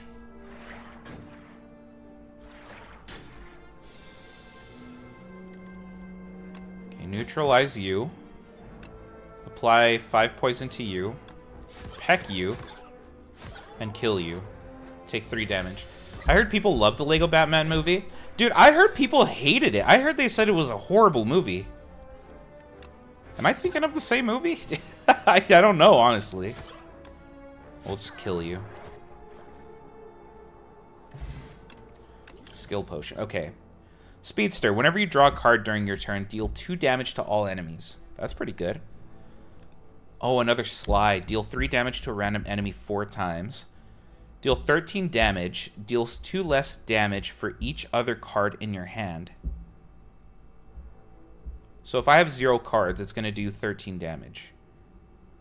I think we want this one because we have a discard build going. Sparkling Rouge. At the start of your 3rd turn, gain 1 strength and 1 dexterity. Gladly. What is our map looking like? We don't have another campfire until the end, and I would like to fight that elite. But I also really want to upgrade some of these cards. I think our play is going to be rest, so we can fight the elite. Oh, maybe not. These guys might actually fucking rock our shit. We're doing 23 damage.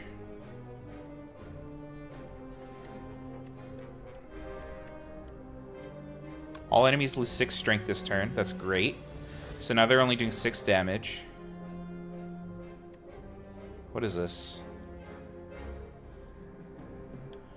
I will apply 5 poison to you.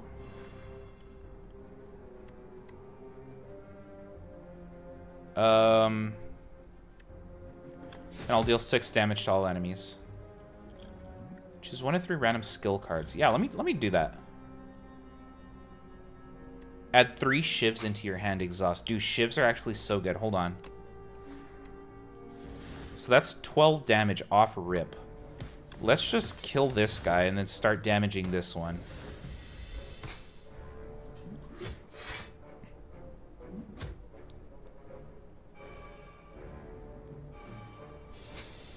Okay, you're doing 5 damage. You're buffing. We will neutralize you. I will strike you. You're dead. Gain 5 block. Fucking, I don't know. Do that then. I saw one guy say the Lego Batman movie was horrible on a podcast and his co-host was baffled and ignored him for the rest of the segment. He was also being flamed in the comments. I haven't seen it, so I can't give an opinion. I'm going based off of what I heard, you know what I mean? Wait, okay, 714, that's not going to kill you. So I think we'd rather not take damage and just hit you. This guy doesn't do as much damage as the other guy. Yeah, I thought he was going to be a lot harder. It was that first turn that was really brutal for this guy. And you're just dead. Okay. 11 gold skill potion, add a card. Deal 6 damage, apply 3 poison. Deal 8 damage X times. Okay, we were doing a poison build, so we want this one. I do want to fight the elite. It's the bird again. Neutralize you. Ricochet. Oh, wait. It's Sly. Okay, we block with Survivor, discard Ricochet, which does 12 damage for free. Strike you. Defend. And we'll do the skill potion on the next turn. Okay, now you're doing 12 damage. Let me use my skill potion, see what we get. This turn, your next skill is played in extra time. Double your block gain this turn. Draw 3 cards, discard 1 card. I want this one. Because I want to draw 3 cards. Wait, what am I going to discard, though? Flick Flack, perfect. That gets played for free because of Sly. We will Deadly Poison. Piercing Wall. You do no damage now. And I will peck you.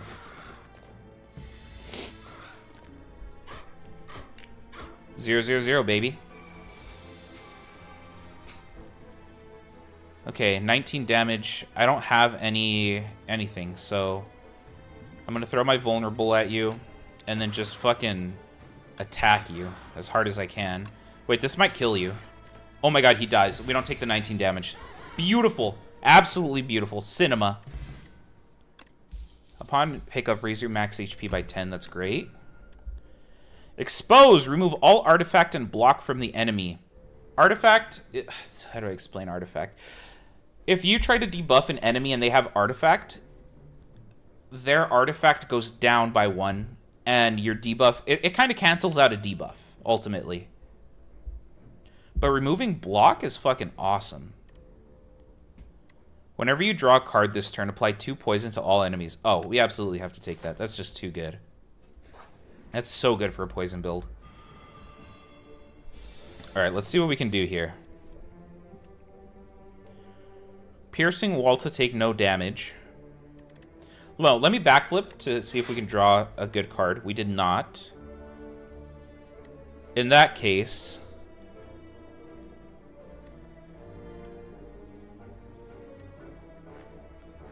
I would like to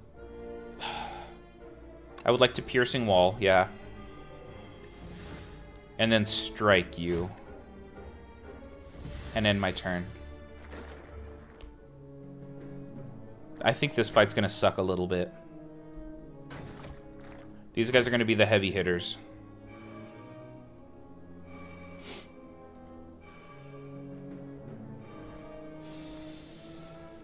Yeah, they're doing 23 damage total. Okay, neutralize.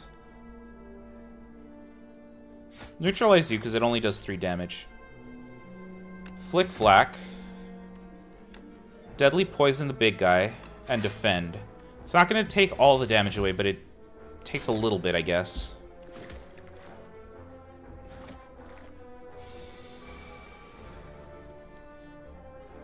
Oh boy, if I could kill him this turn, that would be amazing. We can. We actually can kill him this turn. Okay, here's how we want to do it. We want to Memento Mori. We want to strike him.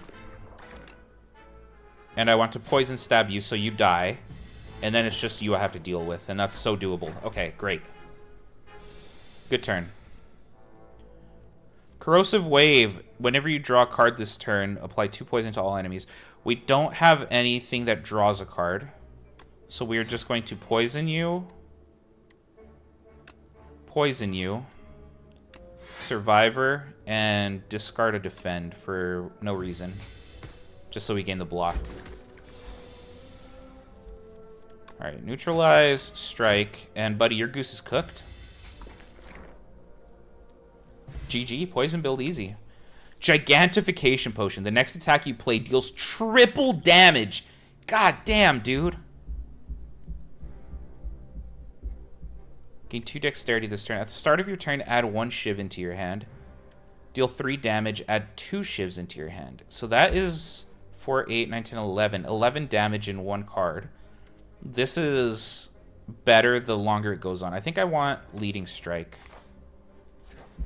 Because we draw cards, and it'll be good for our poison thing.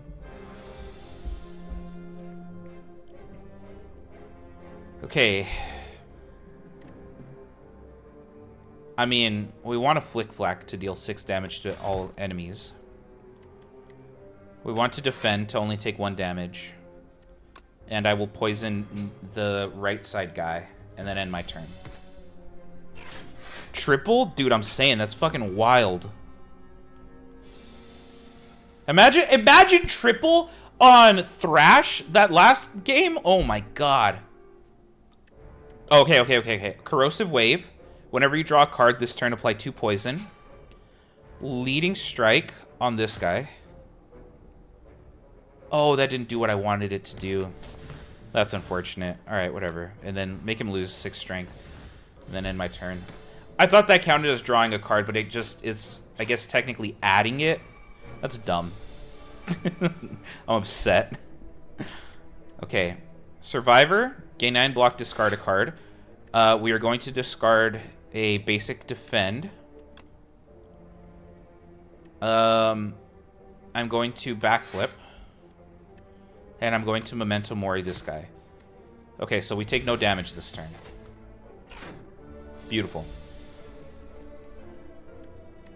Now, of course, we will neutralize him. Poison stab him. Strike him. And then defend. No damage. He's got 17 health. Technically 15 health. So if we can do 15 damage, we win. And we absolutely can. And he's dead.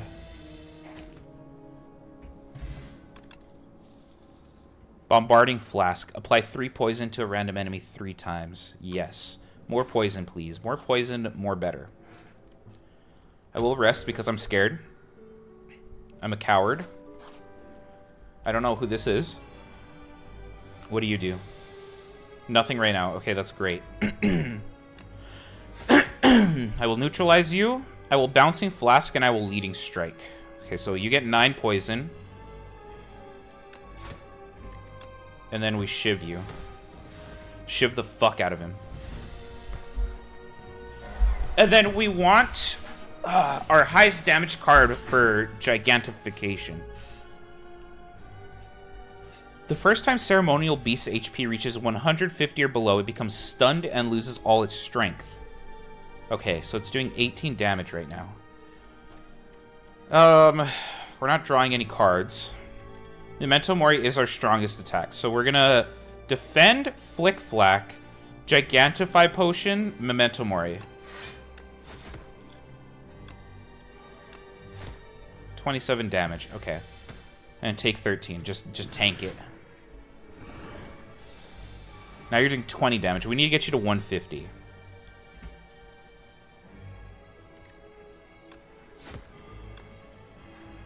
So you're going to lose 15. That's going to take you to 160. I can gain 9 block and do 11. You'll do 11 damage to me. I think that's worth it. And then we'll just... any of them.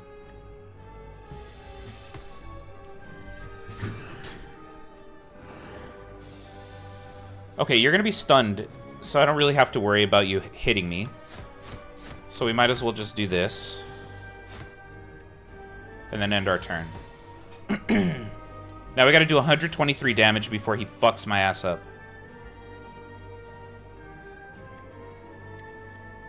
We're going to Poison Stab for sure. Backflip. Leading Strike, just to do as much damage as possible. End turn. Okay, our poison is doing good damage. That's 15 damage every turn. That's awesome. You can only play 1 card this turn? 15 damage. It's going to be Bouncing Flask. Just the more poison, the more damage we do. Now you take 24 damage off Rip. That's awesome. Okay, we gotta kind of end it within the next 2 turns here. I can strike, Piercing Wall, defend, and only take 2 damage. And then if we just do a little bit of damage to you, then you're dead. You're dead, buddy.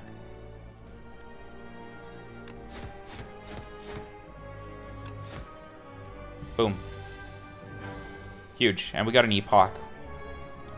And my model died again. I don't know what's happening.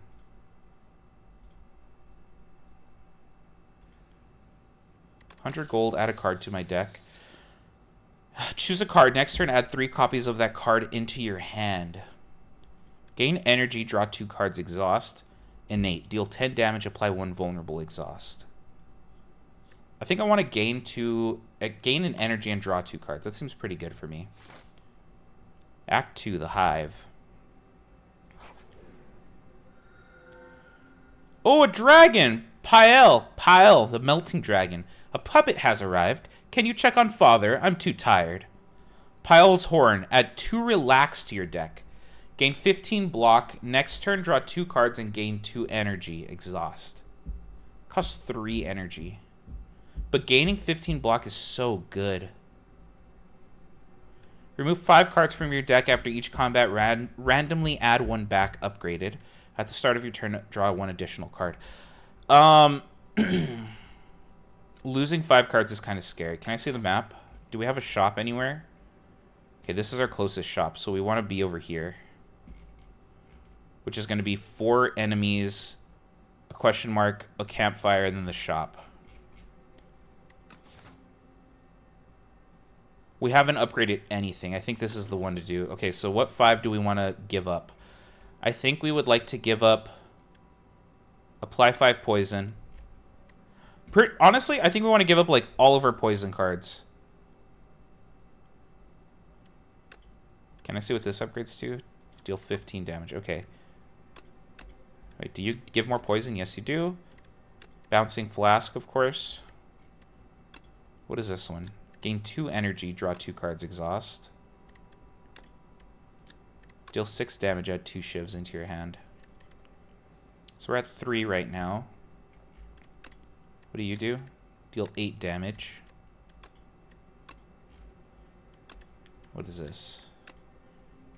1, 2, 3, 4, 5. I think that's it.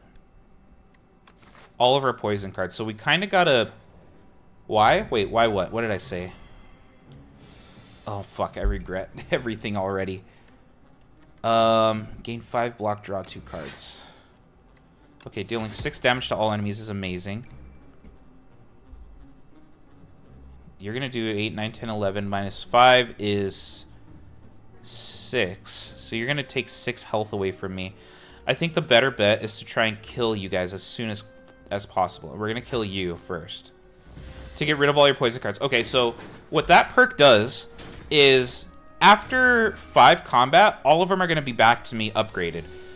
But it's going to happen one at a time. So after this fight, I'm going to get one of those 5 randomly back in my hand upgraded.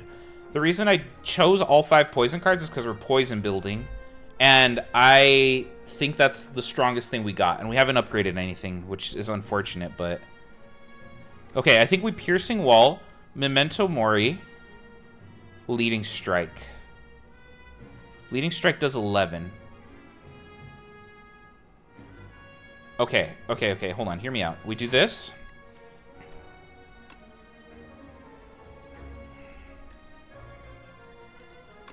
I hit you. If I Piercing Wall and then Memento Mori... Hold on. I Memento Mori you. Piercing Wall... Shiv you. Okay, now everybody's about to die. Except the middle guy, which is fine.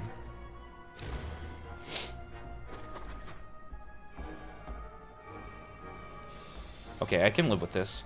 I thought you were just getting rid of them permanently. Oh, fuck no. 0 chance. Okay. And then you're going to do 16 damage, which isn't enough to kill you. So I think we defend... Strike. Take 4 damage. And then you are just dead. Bouncing Flask is back in our hand now. Swift Potion, draw 3 cards. All enemies lose 6 strength, deal 8 damage, apply 1 weak. I kind of like that.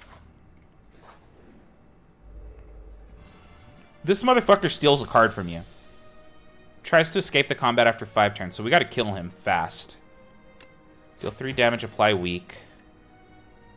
Piercing Wall him, because I don't have any defend. Deal 8 damage, apply another weak, just because fuck that guy. And then deal 6 damage to him. We're gonna take 8 damage. What did he take? He took Memento Mori. Okay, we definitely want that back. Bouncing Flask. Strike him. So he's got 12 poison now. What is Flutter? Receives 50% less damage from attacks. Deal attack damage 5 times to stun it. 1, 2, 3. Oh, this is huge. Okay, look. So 1, 2, 3, 4, 5. You're stunned. We hit you again. End our turn. And then we can totally kill you this next turn. You're just dead. GG. Okay, we got Corrosive Wave back. Give me my stolen card back. Add 3 shivs into your hand, exhaust. Every 3 times you apply poison, deal 11 damage to all enemies. That's just incredible for the cards we got. Every 3 times you apply poison. Who is this, buddy? Slumbering Beetle. Awakens upon taking turns or losing HP 3 times. Holy shit, he scares me. 15 damage. I do want to use Bouncing Flask. Not who I wanted to hit. Oh, I wanted to hit this guy. Do I tank 15 damage? No. Piercing Wall. Let's be smart about this.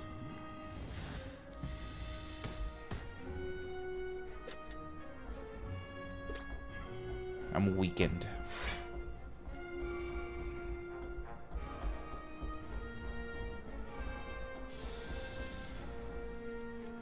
Okay.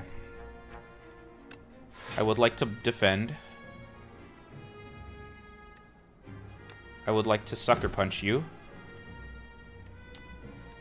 And I would like to defend again. Oh, this is gonna suck. They should make a co-op mode for this game? Minion, buddy! Wouldn't you know it? They already have it. This game is multiplayer. The beetle's awake! I'm scared! Fuck. Oh. I gotta kill this guy. Like, he's doing way too much. And I'm not gonna be able to, which is unfortunate. I gotta tank it, dude. I gotta fucking tank the 27 damage. Fuck me. This honestly might be the end. Explain why there's so much room behind your guy. You know. Okay, let's get rid of Corrosive Wave. Gain 6 block, draw 2 cards. Oh my god.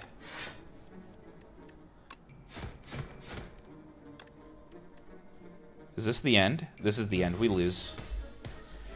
Yeah, that one was rough. That one was rough. Oh my god, I should have given up my poison cards. Fuck. The Silent interrupted a slumber party. We did unlock an epoch, though, so I'll take it. What is the lore? Give me the motherfucking lore. Scribbles. On this quiet planet, beasts of imagination begin to dot the world. They roam the lands in this time of simple, gleeful violence. Countless ways to kill, to feed, and proliferate are suggested. Colonies, hives, groups, and schools ebb and flow into the nooks and crannies of Prions. Okay, so Prion was created in the universe, and then creatures were added to Prion somehow, some way.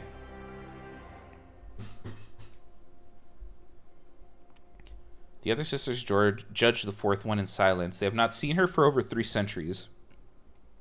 Dude, I kind of don't want to go through the lore until we unlock all of it, because it's just going to be confusing. Retain. Apply 7 poison. If the enemy has poison, apply 9 poison. Poison is triggered 1 additional time. Dude, I love it. I love poison builds. The Anomalous Planet. Oh, we unlocked the Regent! Awesome. Okay, this guy's fucking cool. We're not going to play as him right now, but he's super cool. Timeline. Okay, so this is where you can see all the lore, but you gotta unlock it all. Okay. There is a multiplayer mode. What is the compendium? Oh, let's just see everything. Okay. Daily and custom. Anyways, that is Slay the Spire, everybody. We are only doing 2 runs today because I think if I do another run, I'm going to run over time. And I got shit I want to do after this. So, anyways. Oh my gosh. Looks cool. What is this? Your subscription will be automatically renewed. I would rather it didn't, to be honest with you. How do I do this? Remind me to cancel Wondershare subscription on May 27th.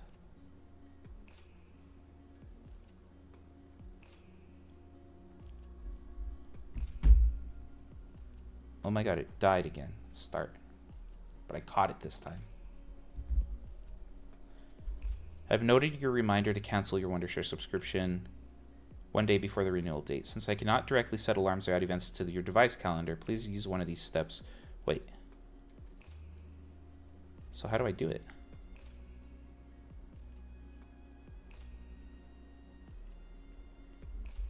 Remind me to cancel my Wondershare subscription on the 27th of this month.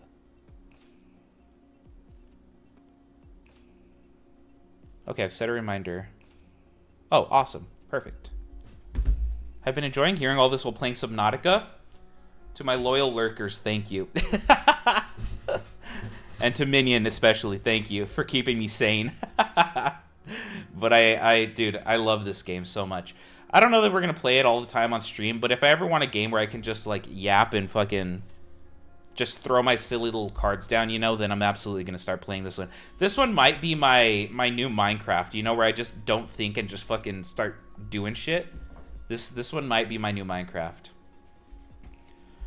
Let's see, chat. What's going on in my life? I think the CPAP machine has been working a little bit better for me.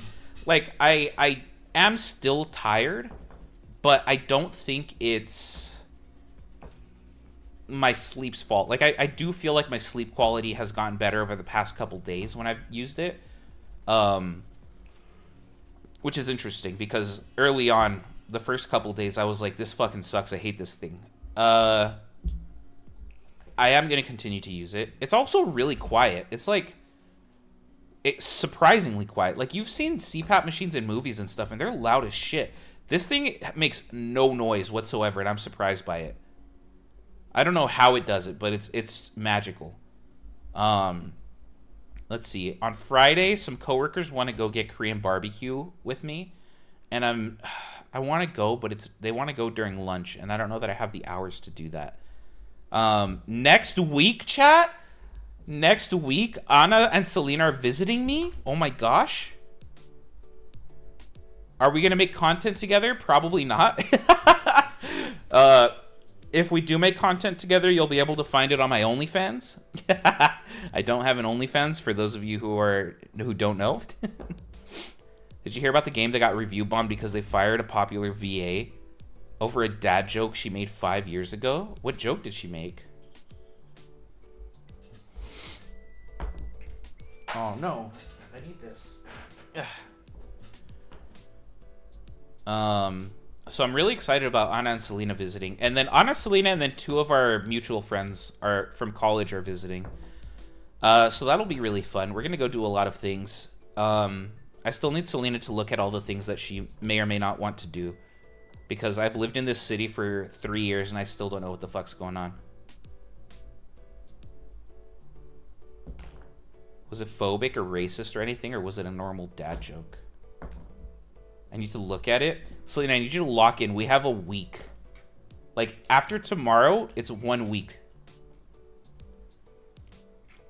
I need to look into making a reservation at a place, actually.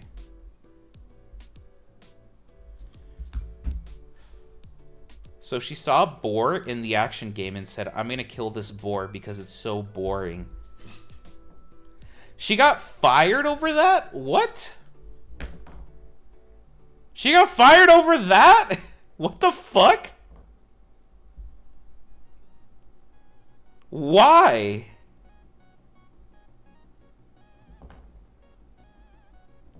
Yeah, okay, look. Remember how we were talking about review bombing being stupid earlier today? I think in this situation, this is worth it because that's so fucking dumb. Why would you fire somebody over that kind of a joke? That is so nothing. There's a threshold, you know? And that doesn't even come close to the threshold. What? And she made this joke 5 years ago, bro. What the fuck? Yeah, nah. I think I'm on board with them review bombing that game. I'm not gonna lie. Sometimes people just need to be put in their fucking place, you know? Yeah, because the game's Korean players reached out to the game and said don't hire her because of this joke. What's the game? Hold on. Whoa, whoa, whoa, whoa, whoa. What is this game?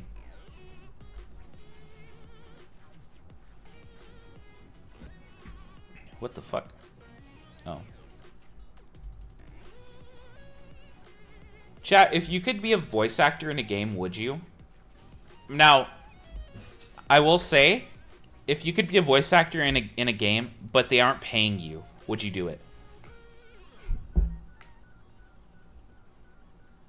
Like, if not just any game, like a really popular game, you know, like if you could be a voice actor in like GTA 6 of an actual like decent character, but they're not going to pay you, would you do it?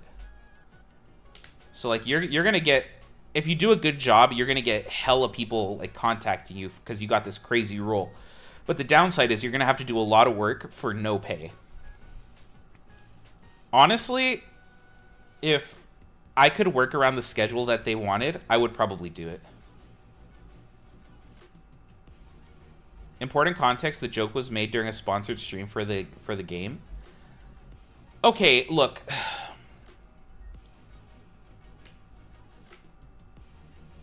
Did she actually think the game was boring? Because if she's trash-talking this game during a sponsored stream, that is more than likely a breach of the contract. In which case, I could totally see a company firing her for this. Because they don't want her to breach their contracts, you know? That's not cool. Like, if a game is sponsoring you, you typically aren't allowed to badmouth it. No, she was literally just making a joke about the boar. Okay, then I don't see an issue. You know? If you're just making a joke, a harmless joke, and even context is like, yeah, she was enjoying this game, it's just a harmless joke, then I don't see a reason why somebody should fire her over this. Now, if she was being like, yeah, this game sucks, I actually really don't like this game, I'm going to make a boring joke and try to make things funnier, then I'd be like, all right, you know, you broke your contract, you're a brand risk now, people don't want to hire you because you might badmouth their game in front of all your viewers, and this is a bad look for us, then I get it. But, come on, bro. That's ridiculous. That's fucking, oh my god. Like, sometimes you just make dad jokes because they're right there in front of you, you know? Like, you don't have to... People take things way too seriously, is what it boils down to. Hold on, I dropped something. Oh, fuck. Ow. Ow. People take things way too seriously, and they need to chill the fuck out. The same thing happens, oh my god, with fucking K-pop stans, bro. K-pop people are fucking crazy. Like, the hardcore fans that go around, like, doxing people and canceling people over being like, yeah, I'm really not a fan of whatever K-pop group or person. I cannot get behind that, bro. People are allowed to voice their opinions, man. Let people be able to voice their opinions. You don't need to go on a fucking tirade and try to ruin their life just because somebody said, yeah, I don't really like this group. Now, if somebody was like, I think this person should die, I'd be like, okay, hold on. Now you need to chill the fuck out, you know? But it's always K-pop people and Taylor Swift fans who are like this. The Korean players either mistranslated the clip and didn't bother fact-checking, which is what the VA thinks happened, or they did it maliciously, which is what everyone else thinks. I mean, both options are bad because the VTuber is basically saying, yeah, the Korean people who sent this clip over and didn't bother fact-checking it are stupid and lazy. And everybody else is like, oh my god, they're malicious and they're pieces of shit. So really, it's a really bad look on all of them, you know? But firing somebody over that's too far, dude. People need to chill the fuck out, bro. Come on, man. I'm not saying go around and be an asshole, you know, but like, chill out, dog. Things are not that serious in life. You know how many times I made I'm gonna kill myself jokes today? Like 12. Like 12 before 2 p.m. And things are great. Now, if somebody was like, hey, I'm sensitive to that kind of thing, I probably wouldn't make it in front of them, you know? But if somebody was like, hey, that can be offensive, but it doesn't, nobody actually cares right now, I'd be like, what are you talking about? Be like, I'm not saying that I'm going to kill anybody else. I'm saying I'm going to kill myself. What do you mean this can be offensive? I'd be like, is anybody in here offended by this? And if somebody says yes, I'd be like, okay, you know what? Noted. But fucking who cares about the board joke, bro? It's a dad joke. I feel like I'm going on a rant for something that's not even my business. If you go look at the reviews, there's bad reviews from people with thousands of hours in the game saying they've done this before, and they've always just bent the knee to its Korean players. This reminds me of the time that that guy on Maple's story, who was going to be the first person ever to get to level 300, live streamed it, had thousands of viewers. Even the game devs themselves on their official Twitter were like gifting subs and put on their Twitter like, everybody go check it out, this guy's about to hit level 300, he's not ending stream until he does. And then the guy gets to level 299.99, stops playing, and then goes on a 2-hour rant about how shit the game devs are and how much they don't listen to their player base and they're all money hungry, and the devs just have to sit there and fucking take it. And then he doesn't even hit level 300. He ends the stream before hitting it. So he grinded, live streamed it, got all this traction, shit on the devs for 2 hours, and then didn't even hit level 300. Like, that's what this reminds me of. That's a fucking statement, bro. And you know what they did? The devs acted like it never happened. They left the tweet up on their Twitter. They continued pushing their agenda, and they acted like it never happened. And I fear that this is going to happen with this game, too. They're just going to act like nothing happened. Dude, some people really know how to fucking protest. That's awesome. That is such a good way to protest. If I had an idea to protest like that, I absolutely would. Like, I want to do something in one big jump, you know? Like, I want to protest in such a way that it makes one huge wave.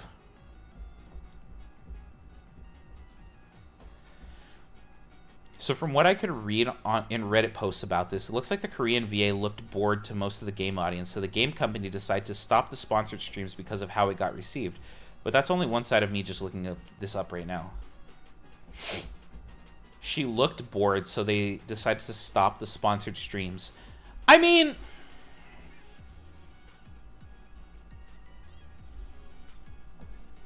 okay, if that is the real reason, then that is a completely different story. I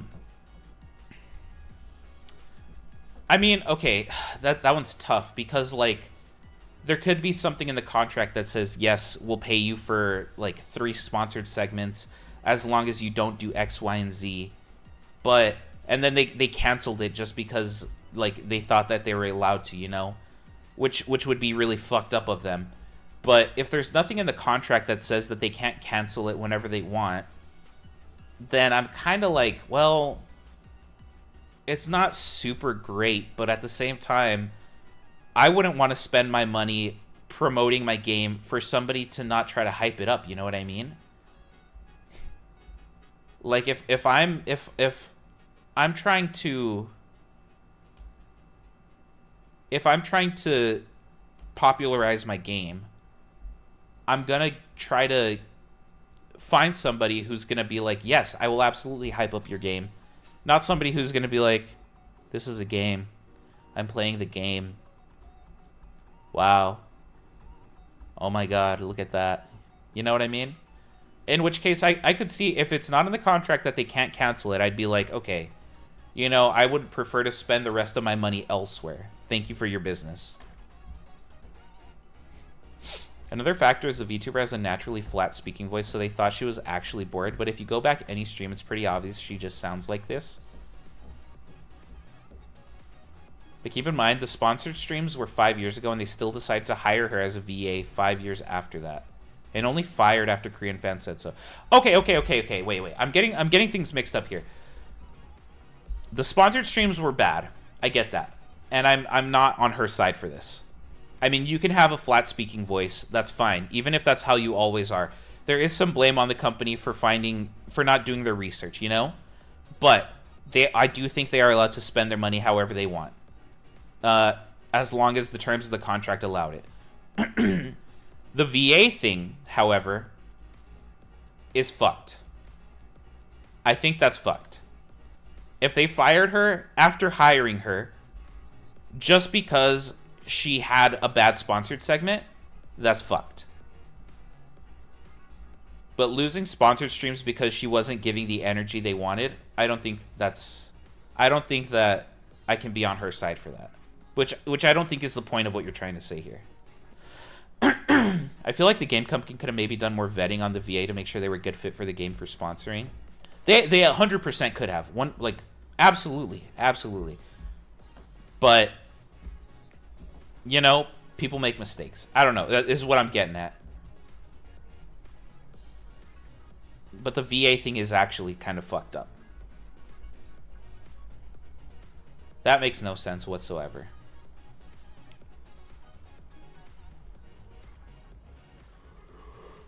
Oof. If I got hired to, like, be a VA for a game... Hey, you guys never answered my question, by the way. What the fuck? I asked if you could be a voice actor for a very popular game, but you'd have to put in hella work, but you'd have a main role, and it would be unpaid, would you do it? My issue is that, like, I would love to do it, but because I already have a career that pays me, if that got in the way of it, I don't think I'd feel comfortable taking a risk of having to be a popular voice actor, you know? Like, I'm not getting paid for it, so what's the point?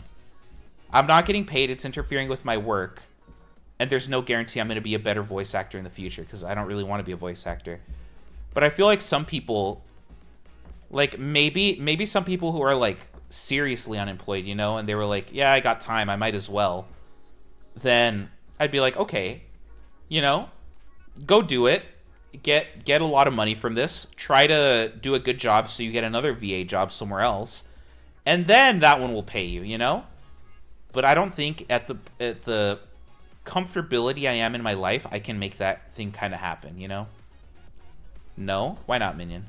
If I could work it into my schedule, I would do it. It would be a fun adventure. Yeah, if I could work it into my schedule without compromising, like, the sources of income I already have, then I would do it.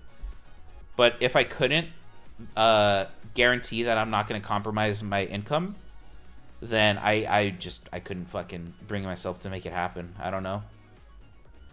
Although I do think I would have to really, really seriously consider it. If it was like a GTA game and I'm like voicing the main character, then I'd be like, fuck, dude. I got to think about this. Or like, I don't even know, man. Like an anime even. Like a really popular anime. Just doesn't seem worth it. And also I would suck as a VA. Okay, you would only suck as a VA if they wanted you to do a different voice. Like, what if they wanted your voice? Then you'd be the perfect VA. No, but I wouldn't want to try being a VA to begin with, not gonna lie. Okay, now what if they pay you, but in royalties?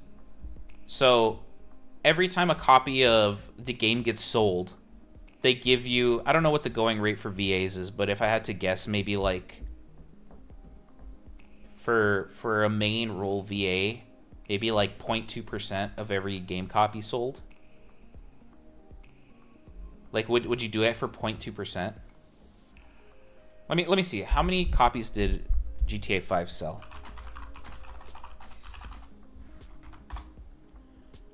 GTA 5 sold over 215 million copies worldwide. Okay, 215. Let's do some calculator math. 215 million times $60 a game is $12.9 billion. $12.9 billion times 0.2% would be, that's 1. So 0.2%. You would make, oh my god, my fucking, hold on. You would make $2.58 million over the course of 13 years. So if I divide that by 13, then every year by sitting on your ass, you're making just under $200,000 before tax.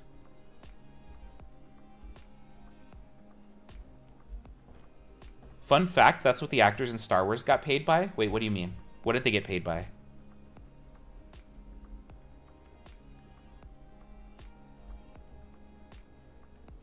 Dude, $200,000 before tax if you're getting royalties is fucking wild. I would absolutely do that.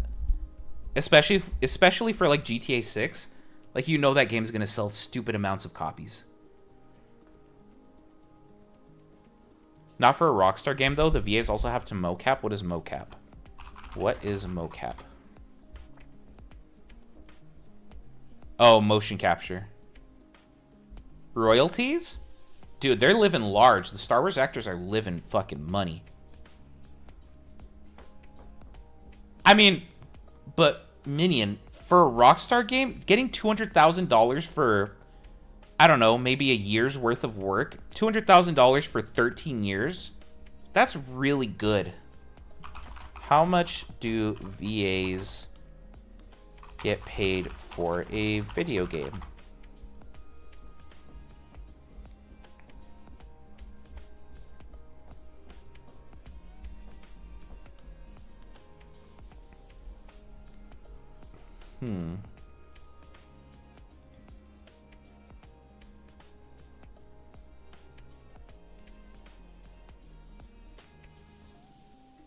Damn, they don't get paid in royalties.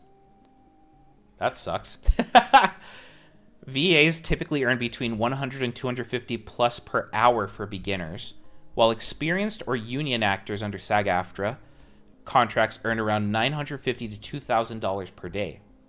Per project, VAs can make from $300 for small roles to over $10,000 for major characters in AAA games, usually without receiving royalties.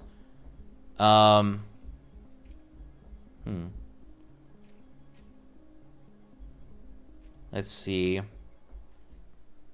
Lead roles with extensive dialogue pay thousands more in additional voices.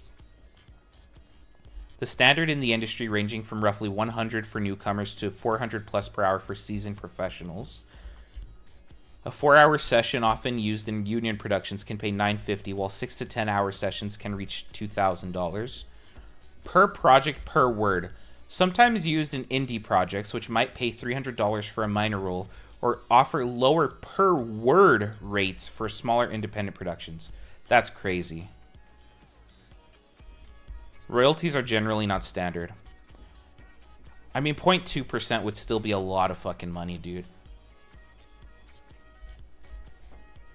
Because realistically, 0.2% for like the VAs, the VAs are really good, dude. I mean, Rockstar eating the cost is probably going to be somewhere in the range of like 10 to 15% of the cost, and then they upsell it to make their money back.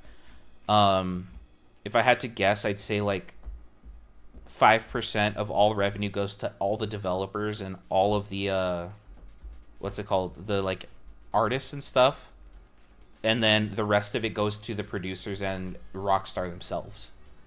That's a pure guess. I know my numbers are going to be wildly off, but like, dude. Off GTA 5 in 13 years, Rockstar netted, well, they grossed $13 billion off of the game purchase itself alone, not even considering the fact that people bought in-game money and cosmetics and stuff. So that's crazy. I wonder what their profit margins are, honestly. It's got to be fucking insane for GTA 5. Like, GTA 5 is quite genuinely like one of the most legendary video games of all time, or in a lifetime, I think. Honestly, maybe of all time, right as of right now. Like, if I had to think of video games that are legendary of all time, it would be obviously Mario, Legend of Zelda.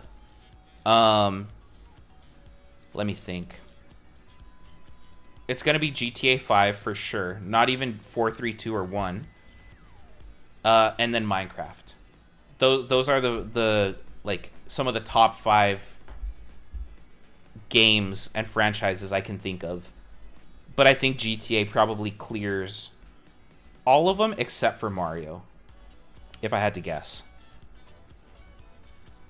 And then GTA 6, if they actually put out a good product, GTA 6 is probably going to be the best video game that we experience in our lifetimes. Not necessarily on an individual basis, but collectively.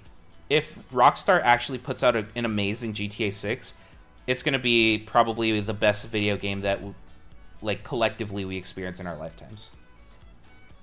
Red Dead Redemption 2 is also pretty big. It's pretty big, but it's not an all-time big, you know what I mean? I still have never played a GTA game. Selena, when GTA 6 comes out, we're playing it 100%. I started with GTA 5 way back when, dude. Way back when. That shit was fun. It's so fucking fun. But like, I think the problem with Rockstar and GTA 6 is that it's taking them so long. One, because is it multiplayer? 100%. It's taking them so long because one, it's going to be fucking massive. There's rumors that you're going to be able to go into every single building, which is crazy. Two, since 2013, video games have wildly changed. I mean, Fortnite Battle Royales, Breath of the Wild open world to like the extreme where you can fucking climb on just about anything, do whatever you want kind of stuff, you know? Like, I mean, I know GTA was already open world, but like Breath of the Wild kind of pushed that to a new limit. And I feel like they're creating GTA 6 as things are ramping up, you know, and then they're like, oh my god, look at the success that all these other games are having. What if we implemented that? And then they got to change a bunch of code and they got to add a bunch of things. And if I had to guess, and I know we don't have any information on it whatsoever, I think they've just added as much shit as they possibly can into this game to make it just like the game of all games. You know what I mean? GTA 5 wasn't multiplayer. You had to get GTA Online, which GTA 6 will probably do, but the online came like years later. You had to get GTA Online, which is online GTA. I mean, I don't know what to tell you, man. I don't think GTA 6 is going to do an individual like add-on for multiplayer. I think it's going to come stock with multiplayer. People are too obsessed with online GTA for it to not come stock with multiplayer. Like that's just a fact. With all the people who are doing like GTA, oh, my fucking headset turned off for no reason. With all the people who are doing GTA like role playing and stuff on streams, that scene is way too big for anybody or for them to not release it with multiplayer off rip. So I'm like 100% certain they're gonna release GTA 6 with its online mode, its multiplayer mode stock. There's no way they don't. Honestly, I think the biggest thing they gotta do for GTA 6 is they gotta not nuke the economy. That's the biggest thing. GTA 5 is so shit right now. One, because of hackers and stuff. But two, because the economy is just fucked, dude. You can't do shit in that game unless you spend money because they just are like, the most you can make off of a heist is like $1 billion. And then like 3 years later, this car costs $10 billion. And then 5 years later, this apartment costs $1 trillion. And they just kept fucking going up. They gotta chill out on the economy if they want it to be a successful game for a long time. Like, keep everything within a certain range, you know? Be like, hey, no matter what we put out, we're not going to make it more than, like, 200 million monies, whatever. We can't make it go past that. We can put out 1,000 different things, but they cannot go past 200 million. Like, if they do that, then I think the economy will be fine. And I think it'll make it a lot more incentivizing, one, for people to buy Rockstar Cash, and two, for people to continue to do the heist for the replayability. But they screwed their economy in GTA 5. It's absurd. Apparently, it's leaked to be a month after launch. Online? They're saying that GTA 6 is going to release in November, right? Like mid-November.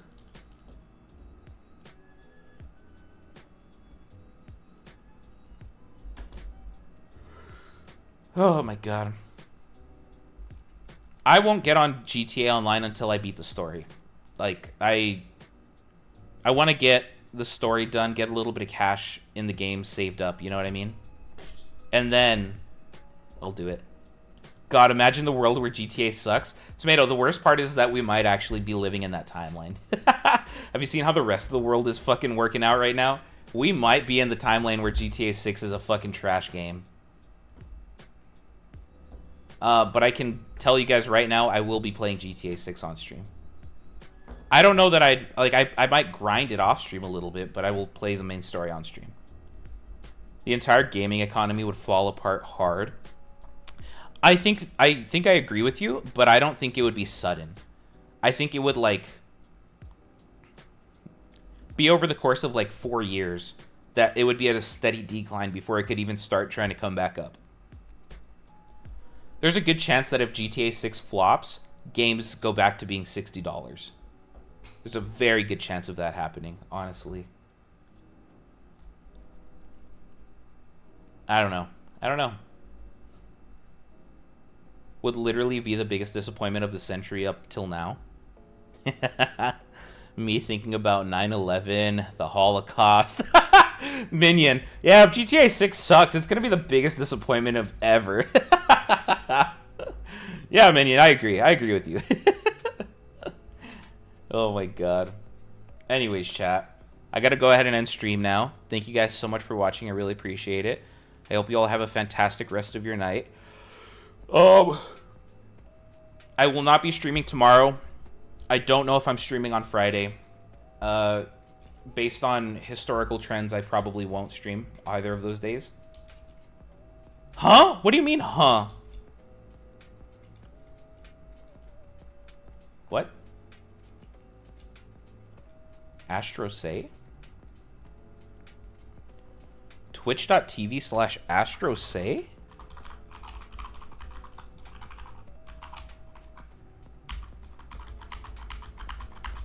Twitch.tv/Astro say, and you should go follow her right now. She's playing through all of the Kingdom Hearts games. What? Damn, I just hear, chat. Astro, we got some gambling to do. You know what I mean? We gotta gamble.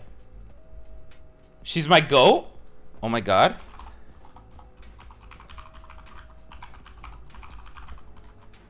Fuck. Fuck. There we go. No, fuck, I fucked it up. Type Suda. Hello? Oh my god, is that? Oh, fuck. Is that twitch.tv/Raizu Pudding? What? What? Twitch.tv/Raizu Pudding? Hello?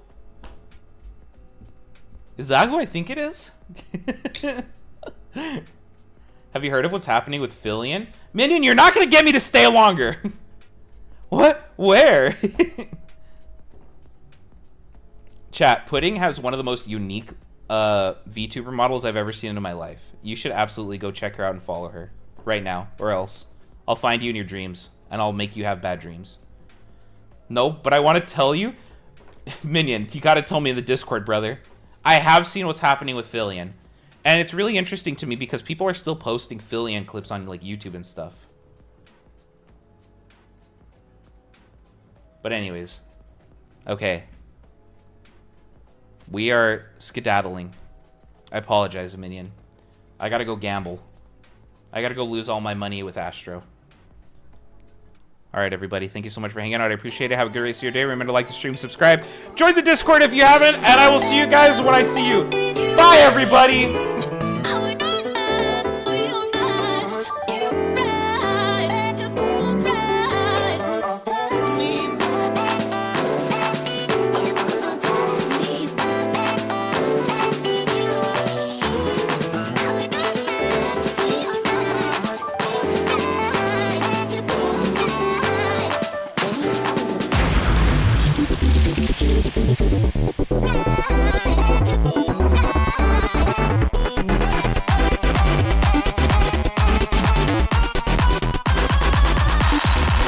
It's bullshit. No one.